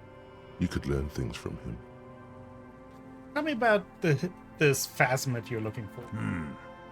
Well, first of all, it's damn difficult to find, which is why we've been knee-deep in the reeds laying traps for it. What makes it difficult to find? Good question. Being a phasmid of the order Phantasmodea, a ghost insect, it disguises itself as plant matter. In this case, the reeds. Awful lot of reeds around, aren't there? And I suspect it may have also developed other specialised techniques to protect itself from predators, or scientists, in our present case. What sort of specialized techniques is the phasmid using to hide itself? It's my hypothesis that it has evolved certain electrochemical defences that allow it to interfere with animal perception, impeding pattern recognition, confusing the visual cortex. But I cannot describe how these defences work, of course, much less how they evolved, without studying a live specimen. Yes, it makes perfect sense. Mm-hmm. You're beginning to suspect there's something paranatural about this phasmid. How big is this phasmid? I'm expecting it to be quite giant. One known species of phasmid, called the Megaphasmodeozoensis, is about the size of a grown man's forearm. So, Seems puny, to be honest. Why are you so interested in this stick bug? It doesn't seem to be as colorful as some of the other cryptids I've heard about. typical rookie assumption. Insects are much more sophisticated creatures than those unversed in zoology give them credit for. Even simply catching a glimpse of the Insulindian phasmid would be the apex of of any cryptozoologist's career. But to study it and its defenses, find out how it stayed hidden so long. He shakes his head. Would be glory itself. What have you discovered about it so far? Very little, I'm sorry to say. No one's ever captured a specimen, so all our information is based on first and third-hand accounts. So no one's ever found one? Not yet. That's what makes it a cryptid. Just out of curiosity, if there's no proof of its existence, how do you know it's real? Thank you, Kim. I know it's real. The cryptozoologist says brusty enough that even he seems taken aback by it. By which I mean, I've heard enough first-hand accounts to believe quite firmly that the Insulindian phasmid is more than mere superstition. What would it be like to grasp and hold onto something you think is next to you, or just behind you, like a trace of vapor you exhaled one spring morning as a child? This is what he's searching for. A spectre. What makes you think the phasmid is here, Martin? There was a credible sighting here recently. A pair of teenagers described a Oh, creature that matched the Insulindian phasmid Not Kuno to an and uncanny Kunas, degree, right? despite not knowing what it was themselves. It's the first credible sighting in several decades. Admittedly, it's an unusual location for this species, but with all the sewage runoff upstream, it probably doesn't matter much anymore. Maybe the Insulindian phasmid has died out? I have to resist the thought. Such an extraordinary creature is doubtlessly highly resilient. After all, it's generally thought to be capable of parthenogenesis. Parthenogenesis? Yes. The females don't need males to reproduce. Makes it easier for a species to survive in adverse conditions. That's pretty clever. Yes. The Insulindian phasmid is a very clever insect.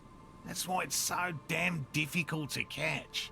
But as a scientist, I'll try my best to remain dispassionate. Think more about these traps. Well, they may not look impressive, but Lena designed them quite cleverly, so I'm sure they'll do the trick. Lena designed the traps? Yes. More than some, he admires this about her. How do the traps work? Simple. Attracted by the locusts, the phasmid crawls down the funnel and, having eaten its fill, can't get back out. At least, that's the intention. The net isn't a perfect solution, but we didn't want to use anything that might damage the specimen's delicate exoskeleton. What are you using as bait? Locusts. Nearly all known phasmids are herbivores, of course. But we've hypothesized that the Insulindian phasmid might occasionally prey on other insects. Okay. Inside the traps, a number of locusts crawl and tumble over one another in a tiny, chittering swarm. What will you do if they don't work? They'll work, I assure you. The predatory hypothesis, using locusts as bait, accounts for the failure of previous efforts by other teams, which use plants. We have given this some thought. Let me ask you something Yes. else. What? Lena seems pretty eager for you to return. And I'm eager to return to her, I assure you. But I can't leave before we finish with these traps. My wife understands that just as well as anyone. You look south where Lena would be. Come on, Morale. We've been soaking out here for days. It's time to go back. And leave the traps? Absolutely not. I won't let Lena down. Come on, she wants us back. I'm soaked up to my nuts over here. We'll both catch reed crabs if we don't dry out soon. Didn't know phasmids was so important to her. Of course it's important to her. She's seen it. A verified sighting, on record. One of only 4 this century, and it's hers. Really? She sighted the phasmid? Yes. That's how we first came to know one another, in fact. But that's her story to tell, not mine. Needless to say, you must ask her about the mysterious phasmid. Suffice to say, it's long been our dream to find proof of the Insulindian phasmid together. I can't abandon course now. Maybe you should go back to the whirling, warm up, and come back and check the traps later. No, no, no. The traps need to be monitored on a regular schedule. What would we do if the phasmid were to starve while we were sipping tea at the hostel? He's dead set on this. What if we check the traps for you? I didn't expect you to take such an interest in our work here, officer. Well, cryptozoology and detective works are very similar. Yes, indeed. Both require a great deal of research, attention to detail, and, above all, persistence. Where are the traps? There are 4 in total. One is to the south, on this little peninsula, by the boathouses there. It's very near. Another we set in Land's End, to the northeast. It's behind a small sand dune there, on your way to the old radio tower, after the church. The third is set near the canal, where you crossed, by a concrete slab. A big thicket of reeds going up the slope, and among them, you should check at least one of those before returning to this one, since I just said it. This one's more of a technicality, but still, better safe and stupid than sorry. That seems like a lot. Do we really have time for this extracurricular venture? The pursuit of knowledge is its own justification. Is it? Doesn't look too convinced, but the small shrug indicates why If not. you think it's important, you have been right before. Exactly. What do I do if there is a phasmid in one of the traps? Bring it to me at once. Just make sure the trap is closed tight. He's not comfortable with the possibility that you'll claim the find, but he's lying about this even to himself. What if I encounter the phasmid in the wild? That's highly unlikely, officer. But in the event you do, I'll spray you with a pheromone mixture I developed. It's made of musk and research chemicals. The pheromone should attract the insect to you, or at least prevent it from bolting at the sight of you. It's quite potent. Will last you about a week. Lay it on me. Thick.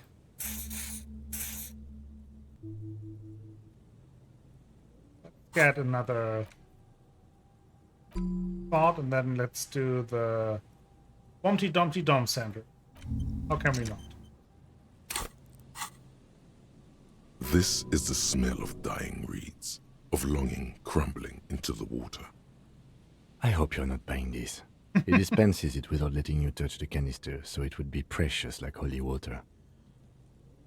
It is precious. A single dose cost me 50 real to develop. Not that I expect you to understand self-financing one's own research. Looks at Lieutenant with disdain, then puts away the spray back in his pocket. Right. Which means you two can pack up and go back to the whirling. Whatever he thinks about this detour, it's clear that these men are exhausted and in need of assistance. Finally, someone's talking sense. Thank you for your help. Gary and I will start breaking down camp. If you have any more questions, now's the time to ask. We'll be gone once you get to it. How did you become a cryptozoologist? I've just always liked animals and puzzles. Searching for cryptids is a bit of both. He seems reluctant to talk about himself, but he'll open up, if you prod a little. So you're living a childhood dream out here. It's not child's play. Just because I have to traipse through the mud every so often. Why not just be a zoologist? Real animals are puzzling too. Real? I know you think one is a respectable profession, while the other is superstition. Everyone does. It's a profession, just like any other. Indeed. My methods do not differ from It's all other made up anyway. scientists. I simply draw upon a wider variety of evidence. And I have more hope that something truly surprising might happen. Your nerve endings tell you there is no such thing as a positive surprise. My surprises are mostly miserable. Agreed. Yet there is always a chance, albeit a small one, of a truly good surprise. One simply needs to look at the history of science. Serendipities abound. Has anything truly surprising ever happened to you? No, as I said, I have yet to catch a cryptid, although I have come close. What kind Close of enough evidence to do you keep use? trying. Everything from forgotten regional lore to newspaper accounts, like the one that brought us here, to look for the phasmid. I keep a very open mind. So you have never discovered a cryptid? No. Very few cryptids are ever discovered, and not for a lack of trying. To stay hidden is a cryptid's primary quality. It's even in the name, cryptid. So how many cryptids have been found? Of the list of cryptids kept by the Cryptozoological Society of Chemnee, which is 4,082 items long, about 2,000 have been confirmed as hoaxes. 2 are categorized as confirmed discoveries. The rest are in differing stages of discovery, refutation, and data collection. Only 2 have been proven real? Yes, the Chateau Quan forest pygmy, who turned out to be an extinct species of primate, and a cave salamander from Yugograd, who is, honestly, quite unremarkable. It's in a zoo somewhere. We cryptozoologists are brutally honest with ourselves, more so even than the public. With cryptids, most cryptids are hoaxes or they are never found. That does not mean we should stop searching. 2 out of 4,000. It's not even 1%. In fact, it is 0.05%. Ever more magnificent, should our search contribute to making that number 0.075%. Well, thank you for explaining Yes. that. So about specific cryptids. What cryptids precisely? I usually discuss these things with specialists, so I don't know what. You need to ask him about specific cryptids. Cryptids you've heard about from Lena or his friend Gary. He won't just talk. I know all about the kind green ape. I'm guessing you heard about it from Lena. The kind green ape is one of her favourites. A warm wave passes him. Of course, the kind green ape is her favorite, he thinks. We travelled to South Safra to look for it once. Gary and I got stuck in a rainstorm though, and had to spend most of our time there in a little village. The search was fabulously unsuccessful, but the people were very nice. I'm glad they didn't understand what Gary was saying about them. Oh no. What? South Safra? They're just on a different rung of the ladder, Morale. I had no problem with them. Really? You kept complaining about how dirty everything is, but we digress. They're a nascent culture. I just didn't feel comfortable. And let's change the topic, okay? Talk about your critters. Or whatever. Yes, back to cryptozoology. You don't want to sow disagreement between friends. Do we? Just tell me about which cryptid did you almost catch? You said before that you almost caught one. A willow person. It's a long story. One non-specialists would find rather dull. What are willow people? They're not people, really. Some argue they aren't really animals, as they seem to have evolved directly from trees. Oh. They're very, very thin, almost flat in fact, and can camouflage themselves easily, wrapping themselves around trees and blending in with the tree bark. In that way, they're not too dissimilar from the phasmid we're looking for here. It's I may have seen these willow people without knowing it. You probably have. How did you almost catch a willow person? Gary and I painted an entire grove's worth of trees in slow-drying paint. It was a bright lavender colour. I was hoping one of the willow people would get paint on it and not be able to camouflage itself. After waiting in hiding for hours, I saw a figure slip from one of the trees, a lavender shadow, dashing through the grove. And then? I chased it with a net. Not very elegant. You can't be elegant in the field. And, well, it was faster than me. A lavender shadow. I know you think we were snacking on funny mushrooms. Something like that, yeah. It's easier to mock someone than to admit that the world might be more interesting than you've imagined. Furthermore, I'm not saying it was a confirmed sighting. I'm painfully aware of what goes into verifying such things. There is a serious possibility that I saw a squirrel or a trick of the light. I am my own harshest critic. I mean, at least he's aware of that.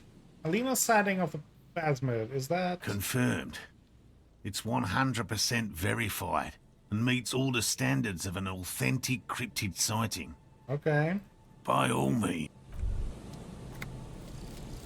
Cop of the Apocalypse. It's not fire. It's not ash. There will most certainly be a sea of corpses leading up to the event. But it won't be war or pestilence that causes it. Oh no, the event will belong to a genre of cataclysm no man has dared to suspect would ever come to pass. You can only sense the shape of it, like a cavity, a pit opening up in your stomach, a throat into which the world will vanish. The streets, the grass, the stars, all will be rolled back. By whom, by what, and how, you don't know.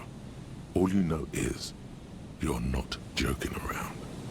Ah, learning cap for Inland Empire raised to 6. Learning cap for Shivers raised to 6. That's nice. Do we want to talk to the crypto races? I guess so. Hello, I'm Gary. Very generous of you to help us out, officer. Yellow man. I mean, officer. Gross. The lieutenant raises his eyebrows slightly and takes out his notebook. Yellow man? Feels significant somehow, him saying that. You should ask him about it later. Is he the guy with the mugs, maybe? I'm just waiting for my friend Morel to finish up with his insect traps so we can return to civilization. No lover of the great outdoors? I like nature, just not this bloody coast. It's mostly drunks and degenerates that come here. Drunks and degenerates? That's my crew. Dark times will do that to good men. He nods gravely, then shifts his gaze to a pile of soggy logs on his feet. Do you know anything about the man hanging behind the whirling racks? Oh, so that's what the RCM in Martinez is about. Great. Great to hear someone's finally taking care of that. So you do know something about it? No. Nothing. He was some kind of mercenary. But everyone here knows that. I'm just glad to hear you're looking into it. That's all. He didn't kill him or anything, but there's something going on here. Is this your mug? My mug? Why would you think that?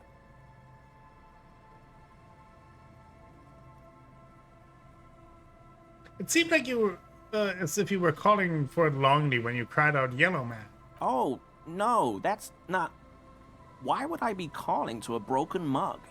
Still seems suspicious. Did I mention the mug was found at the scene of a lynching? Okay, I admit it.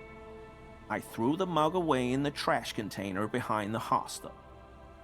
I know I shouldn't have, and I am very sorry, officer. You're not going to find me, are you? Well, I would like to find him 250 real, but I doubt that he can pay it. So let's go with 20 real. Okay, I deserve that. And I won't do it again. You have my word. I don't know what got into me. Stuffing my garbage in another man's property, I've been having trouble at work lately. The Koikos are price dumping us out of competition. What did you do, Gary? Nothing. Just answering some questions. Helping out the law. I am. Here we go. Start pumping that sweet info. How did you get into the trash container? I know a guy who works with the trash collection services, CS Municipal. He gave me a master key for the trash containers of Martinez. What would you need to get into everyone's trash? So I can use the Whirling's trash compactor to store my own stuff. Garbage disposal is expensive as hell. The damn Hemians run it like a mob. I'm sorry, okay? I thought I could cut costs. I shouldn't have. I shouldn't have disgraced myself. Disgraced? No need for the histrionic, sir. It was, after all, just a trash container. Gary, did you put the clothes of a murder victim, the man who was hanged behind the whirling rags, into the trash container? Officer, please. Let me explain. It's not like that. Ew. I was only cleaning up. I live right across the yard from where he was hanged, and I saw him stripped naked. All the clothes lying around in the yard, smelling. People are animals, you know? Yes, what happened? Then I came out to clean up the rags, because no one else would. I put them into the whirling's trash, along with a broken mug, admittedly. Changed his mind mid-sentence. Okay. I was coming to throw the mug away, and, well, I threw the mug there and the clothes too. Right. It was just civic duty. Exactly. That's exactly what it was. Civic duty. As he shifts uncomfortably, a series of clicks, like the clinking of glass beads, against one another as they roll across a hardwood floor. You've heard this sound before. But where? What's that strange sound? What sound? The clicking sound. Really? Spreads his arms out slowly, and this time his motions are soundless. There's lots of weird stuff out here in the reeds, though. Insects, trash. Could be the wind shifting some garbage nearby. Every day, the wind shifts the reeds and whatever was left in them. Tambourines and condom wrappers, plastic and glass bottles. The smell of decay. The sound you heard was not the sound of something easily abandoned. You wouldn't know anything about the victim's missing armor, would you? Armor? No. I mean, yes. Of course. I know he was wearing armor, but I don't know anything about That's where we it. heard that sound before, when we hammered that porcelain armor. An infant could see he's not telling the truth, but he's too scared to admit more wrongdoing. I hope I could help your investigation, in my small way. Don't be so relieved yet, Gary. This bad cop may have been in your apartment, admiring your mug collection. Perhaps a little intimidation? Maybe we'll see. So we need composure. Let's see, do we have anything for composure?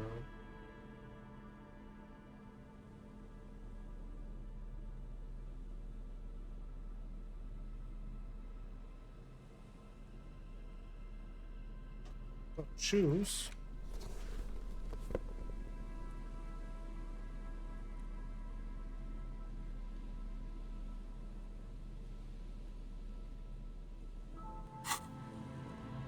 Always a pleasure. I mean, officers. Let's see, let's first talk to him, because sometimes that gives us additional bonuses. So, Gary, you live nearby in an apartment in Martinez? Sure do, officer. His eyes narrow slightly. He's wondering where this is going. And you're a big man from Unravel fan. How?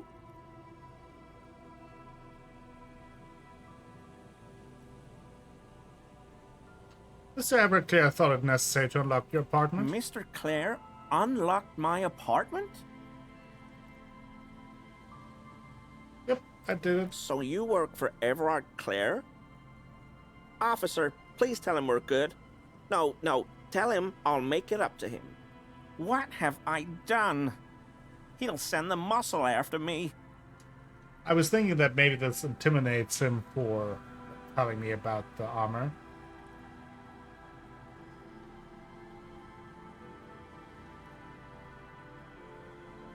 Really, I don't even know what it was about. I just opened the door. Whatever it is, tell him I'm silent as the grave.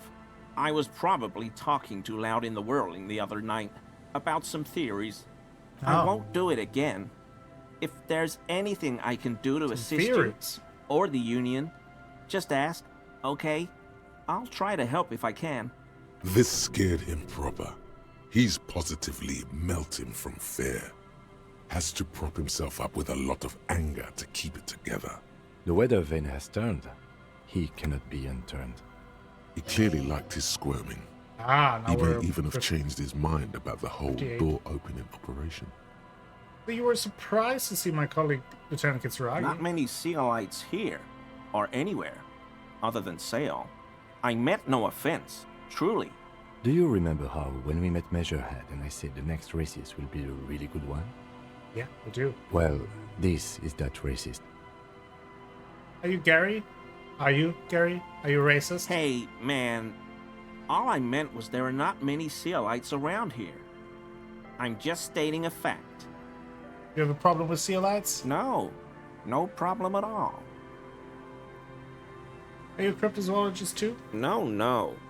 I help Morel with research sometimes, and I've learned some things along the way. But I don't usually go in for picnics like this on my own. Let's see, 58% chance. That shirt looks very uncomfortable on him. Look at the buttons, barely keeping that thing together, as if something is ready to rip out from underneath. Massive musculature? No, he's scrawny. Okay. Try again. Something more underneath. Yes, like a piece of ceramic armor, for example. One that makes a clicking sound when the plates meet each other, resembling pearls or marbles, stolen from the corpse in the yard near where he lives. I see you're a connoisseur of high-quality combat gear. I knew you'd figure it out, officer. I'm sorry I didn't tell you at once. I was ashamed of what I did. And I didn't want you to know. That's a fast one. We're not detecting falsehood, sire. He's gearing up to admit the truth. This shame is surprisingly sincere. Gary, what's going on? Later, Morale. I've got apologizing to do. No, you've got explaining to do. First of all, give me the arm. Now. He sighs again, hangs his head, and unbuttons his shirt fully.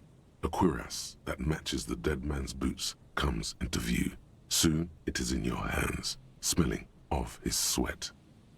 Why did you really put the clothes in the trash? Everyone was picking those pieces off him, and I was watching them do it. And they'd scattered his clothes all over the yard. Everything was smelling.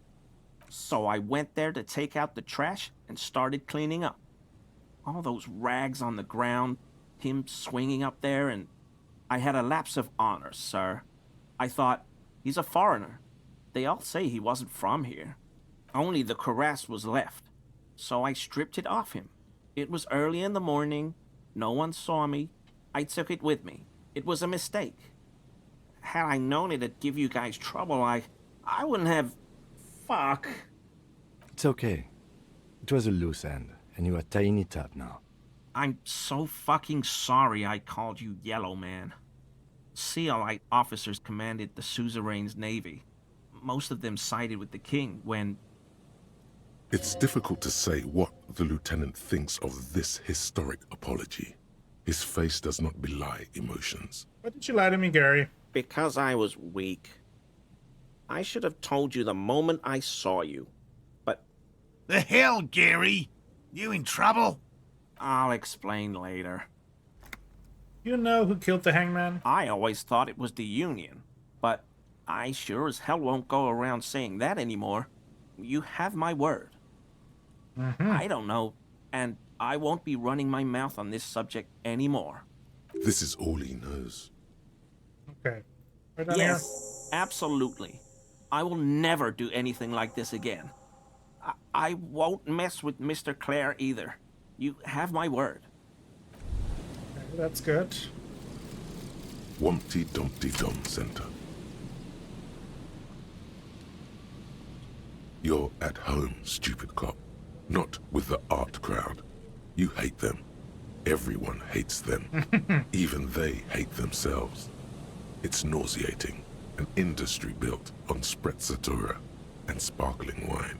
And, let's be honest, tax evasion schemes. The Wumpty Dumpty Dum Center is the heart of this unholy symbiosis of aesthetics and tax optimization. And now that you've internalized it, you can have a piece too. Encyclopedia passives give plus 10 XP and plus 2 real. Minus 2 suggestion. Pretentious wank. That's bad for us. That is bad for us.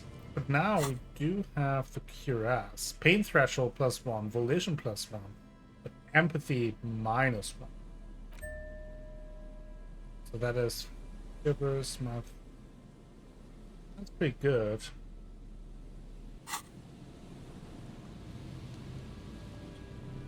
Okay. Is there anything? We said that there was a trap down here at the boat houses. Is that a trap? There.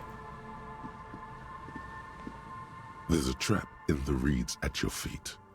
Looks like the same one you saw Morel set before. Same mesh, same wiring. Look around. Behind you, the ruins of a residential building loom over the reeds. They whisper amongst themselves. Confidentially, snowflakes cling to their shivering stems. When this district was booming, the reeds were kept at bay. Nothing obscured the freshly painted facades. Nowhere for drunks and adventurous teenagers to hide. Now only the wind blows. Reach for the trap. Locusts are crawling around in the trap, confused but uneaten. You see no carnivorous reed phasmid gorging on them. Big surprise. Anyway, 1 down, 3 to go. It'll be in the next one, sure. Surely. Anyway, the air is nice and fresh here. It is. Not all. Okay. Let's go back around here.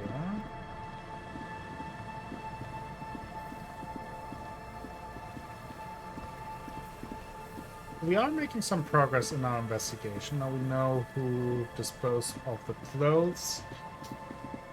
Happened with that. We got one part of the armor, at least. Also nice. Saw something yellow light up here. Yeah, we're wrong.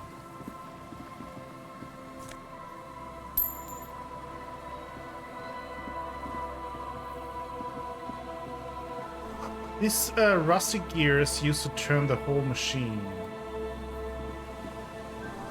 Chain trails off into the ocean to who knows where. This barrel has been recently discarded. It smells of fuel. This direction first.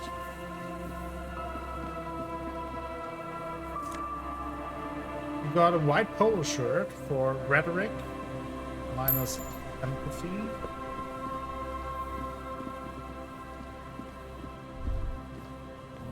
The portal rises to yourselves. It casts its long shadow over you. There's another one of those traps. A familiar apparatus lies among the reeds.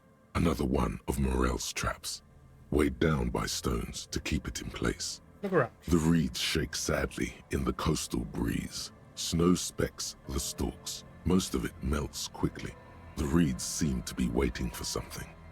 The wind picks up here, near the cape's end, surrounding the narrow strip of land from 3 cardinal directions.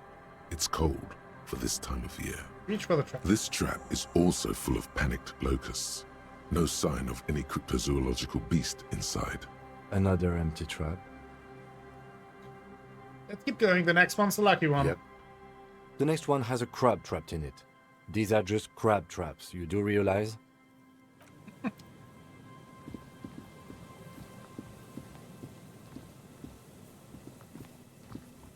Cigarette butts cleaned away under a rock. Brand Exactly that. A rusted broken control box for a radio relay tower. Ooh. Scented scarf. +1 shivers. -2 physical instrument. Tiny inlets there off in the far distance with a post trail towards. This letter is too rusty to climb. The sea area is eating away at it. That's drama +2. We can get another +1 in shivers, which I appreciate. Or something. We take a mental note. Human theory seems important somehow.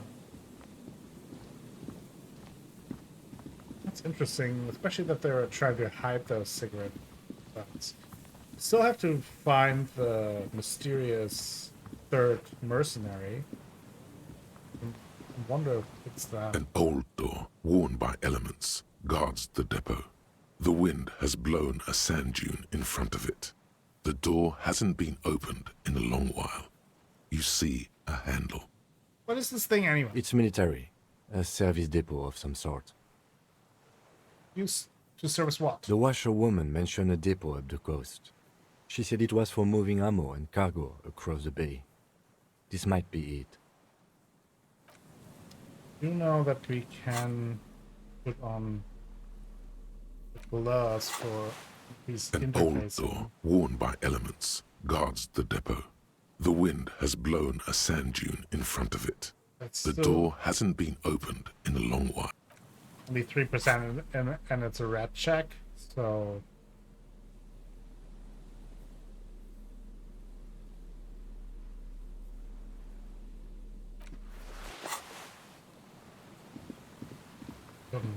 I don't get to try the second time. Holding off. Okay. Interesting. Now... inspect the traps. Get the whole story of Titus. Roam the streets to sniff out comrades. Split a kilo with Kuno. We gotta go to Kuno's apartment. Gotta try to get that necktie somehow. Get Estelle to talk about her associates. Yeah. Look into the spookers in the church. Solve the egghead puzzle. Sync the signs with Noid.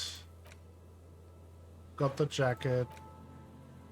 Still considering that for Everard. Find one armor piece. Got one. Ask Classy about Sunday night. Kim is not around. Find the murder weapon.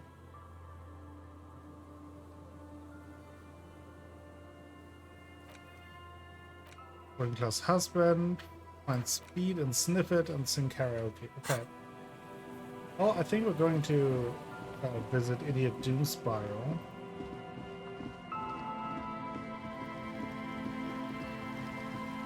Give him his jacket. See what he gives us in return.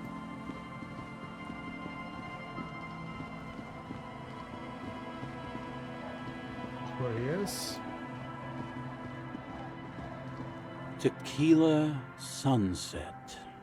On your jacket. Ah, tequila. I knew you'd come through. That's fucking great, man. Let me see. There you go. What? This isn't my jacket. My jacket was beautiful. This is fucking filthy. What am I supposed to do with this? What do you expect? You left it outside for a week. I'm not taking a disgusting pile of hobo rags. I may be in an irrecoverably decaying orbit, but I've still got standards. Either bring it back the way it was before, or find a dumpster to burn it in. You know, despite the guano, it looks like the jacket itself is stain resistant. It may just need a good scrubbing. Okay. How do we clean it though? Wash the dirty jacket.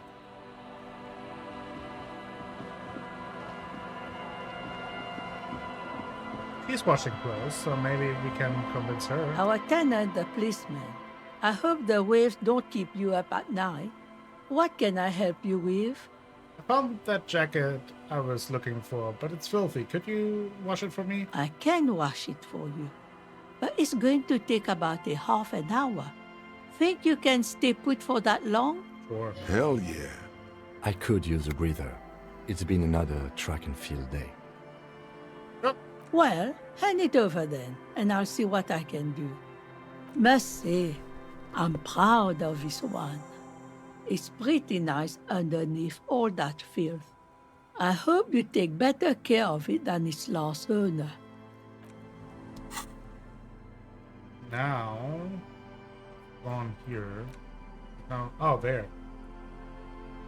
Pain, threshold, and half-light. It's not something that we really specialize in, so I'll give it maybe a Doom Spiral. Tequila Here's your jacket, sunset. freshly washed. My jacket? Yeah, the one you had me clean. The seagull shit off. A look of consternation crosses the man's face. He looks at you, then at his bottle, then back at you. What the fuck are you talking about, Tequila? What the fuck are you talking about? Rosemary, what the fuck is Tequila talking about? Aye, that's the jacket you stole 2 weeks ago. From the kid who was making it with his gal on the beach. That's disgusting. I've never done anything like that in my life. You're both delusional. Found. That's medium concept stuff. I'm calling it. It's neurological. I went through a lot of trouble to get this for you. Take the fucking jacket. You know what? Fine. There you go. Maybe I can pawn it for some booze. Aye, good thinking. Jesus. These guys.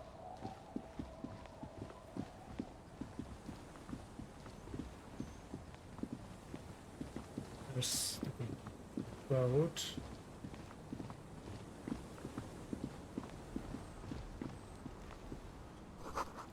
The underside of the boat has recently been tarred. Oh, that's the one that she was working on. There is another of the... This trap's not the reeds bend forlornly toward the sand. Some tufts have been crushed. Snow covers the broken stalks like a shroud. In the east, the city center hums to you. The constant, distant song. Louder on this part of the coast. Nearer somehow. And there's that cold again. Always the cold. Reach for the trap. Nothing but locusts in this trap as well. Definitely no cryptozoological monstrosity. Empty as all of them. One more of these and we're done. Bummer it wasn't here. I'm just glad we haven't found some poor cat trapped in one of these. Well, now let's go back to the OG one.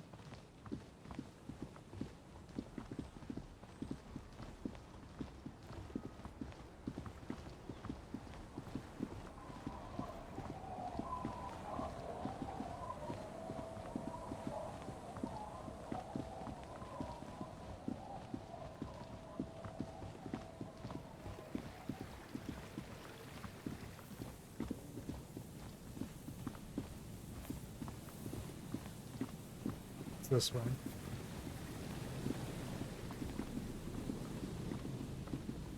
Are they gone now? Oh. This is the last of the traps. The reeds by the abandoned campsite sway and tremble while the snow falls all around.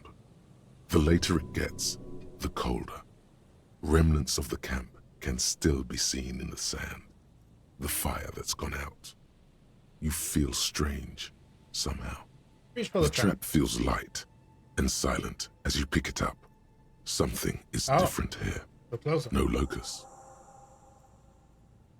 It's empty. Morel didn't leave it empty. Your voice echoes on the coast, carried by a gust of cold wind.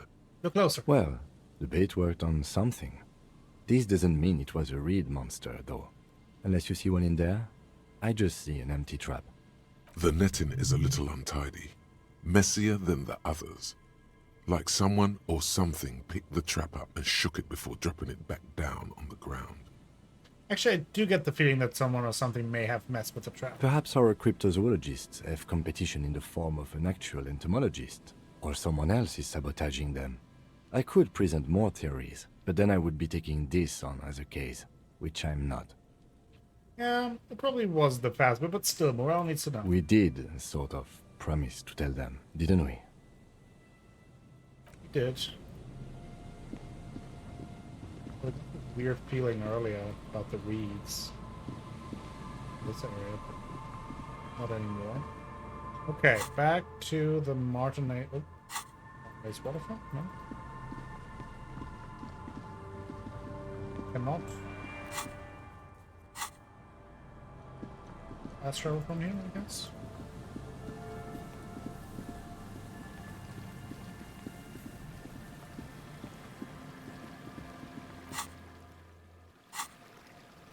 fast travel this time. Okay. Maybe I have to be in a fast travel area. Too fast travel. Oh. What's going on here? Who are you? That's one brutal motor carriage.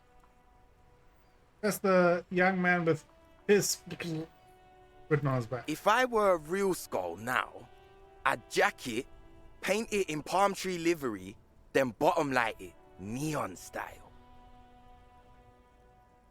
Hey Danielle, how are you doing? A snazzy shit-ripped skullmobile like this would make a fine trophy. We could, like, hang fucking shrunken heads from the side mirrors. Cops' heads. Scary tribal shit. Yeah, tribal shit. A cop carriage like this would have proper skull value. I'm alright. I probably won't stream for too much longer. I'll then get groceries. Too soonish. While I appreciate the interest you take in my brutal motor carriage, I have to stop you right there. The RCM takes threats directed at its property seriously. It's just theoretical work, Copper. No basis in reality. Sure. Man, if we were certified skulls right now... Why? I can tell you who we're not, cop. We're not snitches or skulls. Which is not to say that the skulls are bitches and... On the contrary. The part of this presentation you want to take home with you, cop man, is we're not part of the skulls. What the skulls? You don't know? What kind of cop are you? I'm so glad you asked. The question was rhetorical. The skulls are the most vicious gang of the Besmertne. The nastiest bunch of psychos ever. Jacking carriages and getting into high-speed chases. Possessing an infinite amount of fuck-all swagger, infamous for their non-verbal modus operandi. Non-verbal? If a skull spots you, he will pull out his dagger and stab you without saying a word. The lieutenant's voice is as calm as usual, a testament to the violence and death he's witnessed through the sight of his firearm. They usually occupy the burnt-out quarter in Jamrock, or you can find them loitering around the brightly painted bottom-lighted vehicles. I can't wait to become a skull. Bottom lights are wretched aggressive. You know anything about the murder that took place there? Murder? Man was hanged in the back of the whirling in rats. Yeah, sure. We'll gladly tell you everything we know about it. It was a man. Also, he was hanged. Anything else? He was hanged from a tree. Yeah, I mean, duh. These punks don't know anything. Let's just move along. Hey, stop right there. How does one know anything? What does that mean? Fucking philosophy, man. You can do aggressive shit with philosophy. Justify shit. Like murder, or wasting your life away. You happen to know what happened to the victim's armor? Nope. But Cindy does. Don't tell him that. Oh. Skulls don't tattle, man. Cindy wouldn't. You mean Cindy the Skull? No. A different Cindy. From out of town. She doesn't know shit about armored gloves, that's for sure. Oh. He did mean Cindy the Skull. What's with the jackets? What about them? Why does your jacket have that written on it? Well, first off, it's a statement and not necessarily something that characterizes me as a person, even though the statement has character. And I do like piss. The word piss epitomizes the struggle taking place in the world. Things being defined as they seem, not as they are.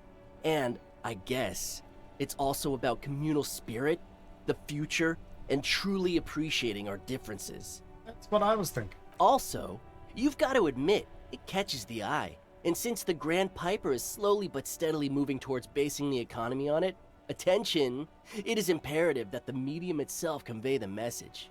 Makes sense. What I mean by this is, we are all piss and that the world is inherently meaningless. That much is true. And why do you have "fuck the world" written on your jacket? Like I said before, many men keep searching for the one, for so-called true love, which is actually just obsession masquerading as kinship. The thrill of the chase, the hollowness that fills your chest cavity after catching it. To catch a fish, you'll need to hurl the lure many times, and even then it isn't certain that you'll get anything. If you blow up the lake, though, blow it up. You get more fish in a shorter time. And, for time is of the essence and fleeting ever so quickly, one must think of a way to fuck the whole world and not get caught up in fucking someone. Because when one fucks everything, he fucks nothing. And that, to me, feels glorious.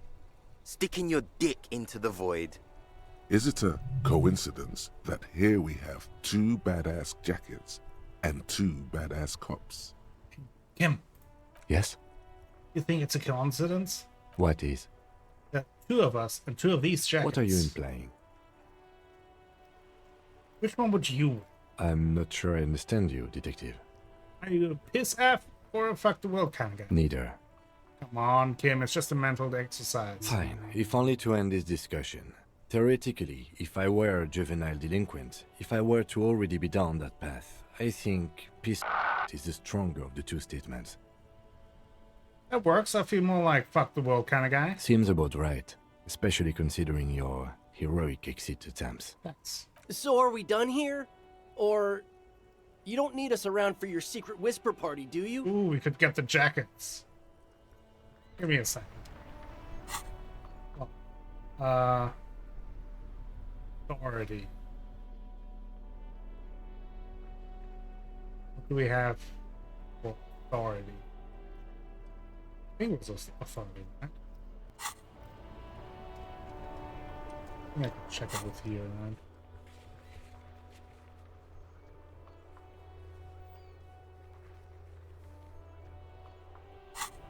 Maybe not. That ride is fuck. Hey, piss. Half-life. Look who it is. Okay. I think we can get some Half-Life going. Put these on.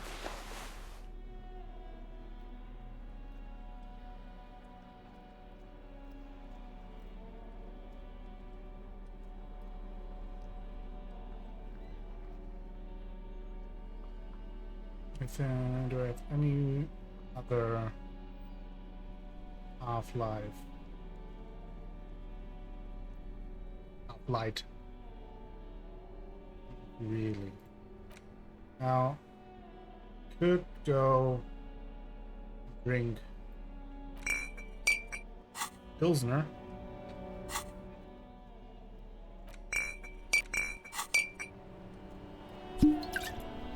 Increase our physique. I want those jackets. I don't think there's anything else I can do. Unless I have something that gives me like a minus. Here we go. That ride is. Hey, piss. 58%. Look who it is. Shrunken cophead material. No, no, no. What? Don't ask anything. Be subtle and scary. The boys dream about being skulls. Use that. Wait, how? Suggest they're massive skulls. Come on. What? With those jackets, you're gonna be the Skull Kings in no time. What? No. Skulls don't have kings. I think. And we're not even in yet. Yeah, man, keep your voice down. Skulls don't take it lightly when folks pretend to be them. We're not even prospects yet. Prospects and already aspiring to be kings? Wow, you boys are ambitious. Only prospects Keep and saying already along. planning a coup in the skulls. You're destined to go far. He gets it. Passive-aggressive flattery. Shut the fuck up. Are you trying to get us killed? Now bring it to the jackets and, yes, start shouting. Yes, we want to be cool killer skulls too, like you guys, but we don't have skull jackets. Please be quiet. What? What do you want? The jackets? You got it. No need for cruelty. You offer us your jackets like that, I'd be impolite to refuse. Oh, man. Okay, I get it. Skulls don't really wear slogans anyway. This was stupid. Fuck. We got the jackets. The lieutenant watches the boys take their jackets off with mild amusement. Well, sweet jacket success, exactly. Holcomb, since you said you're more of a piss-aff kind of guy, I'll take the other one. I'm absolutely okay with not having either one, thank you. Why not? They're a pair. We could really raise hell, go undercover, hard. This case doesn't require us to go undercover or raise hell. In fact, I don't think the jackets will be useful at all. I just wanted them to not have them anymore. Cold-hearted cop.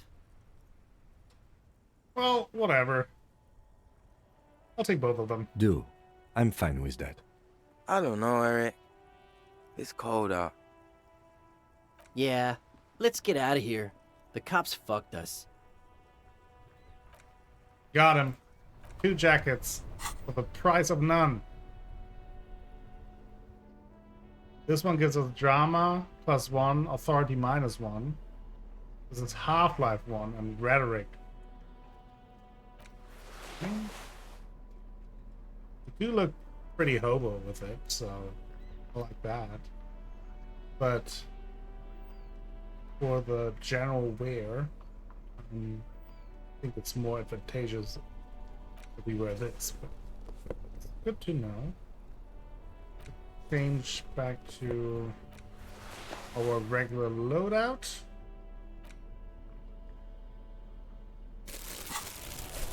Then, we'll cash in my bottles.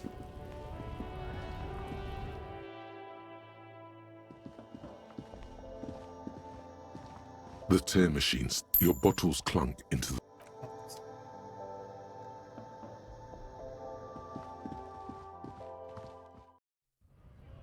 Now we gotta talk to Lena since we returned her husband.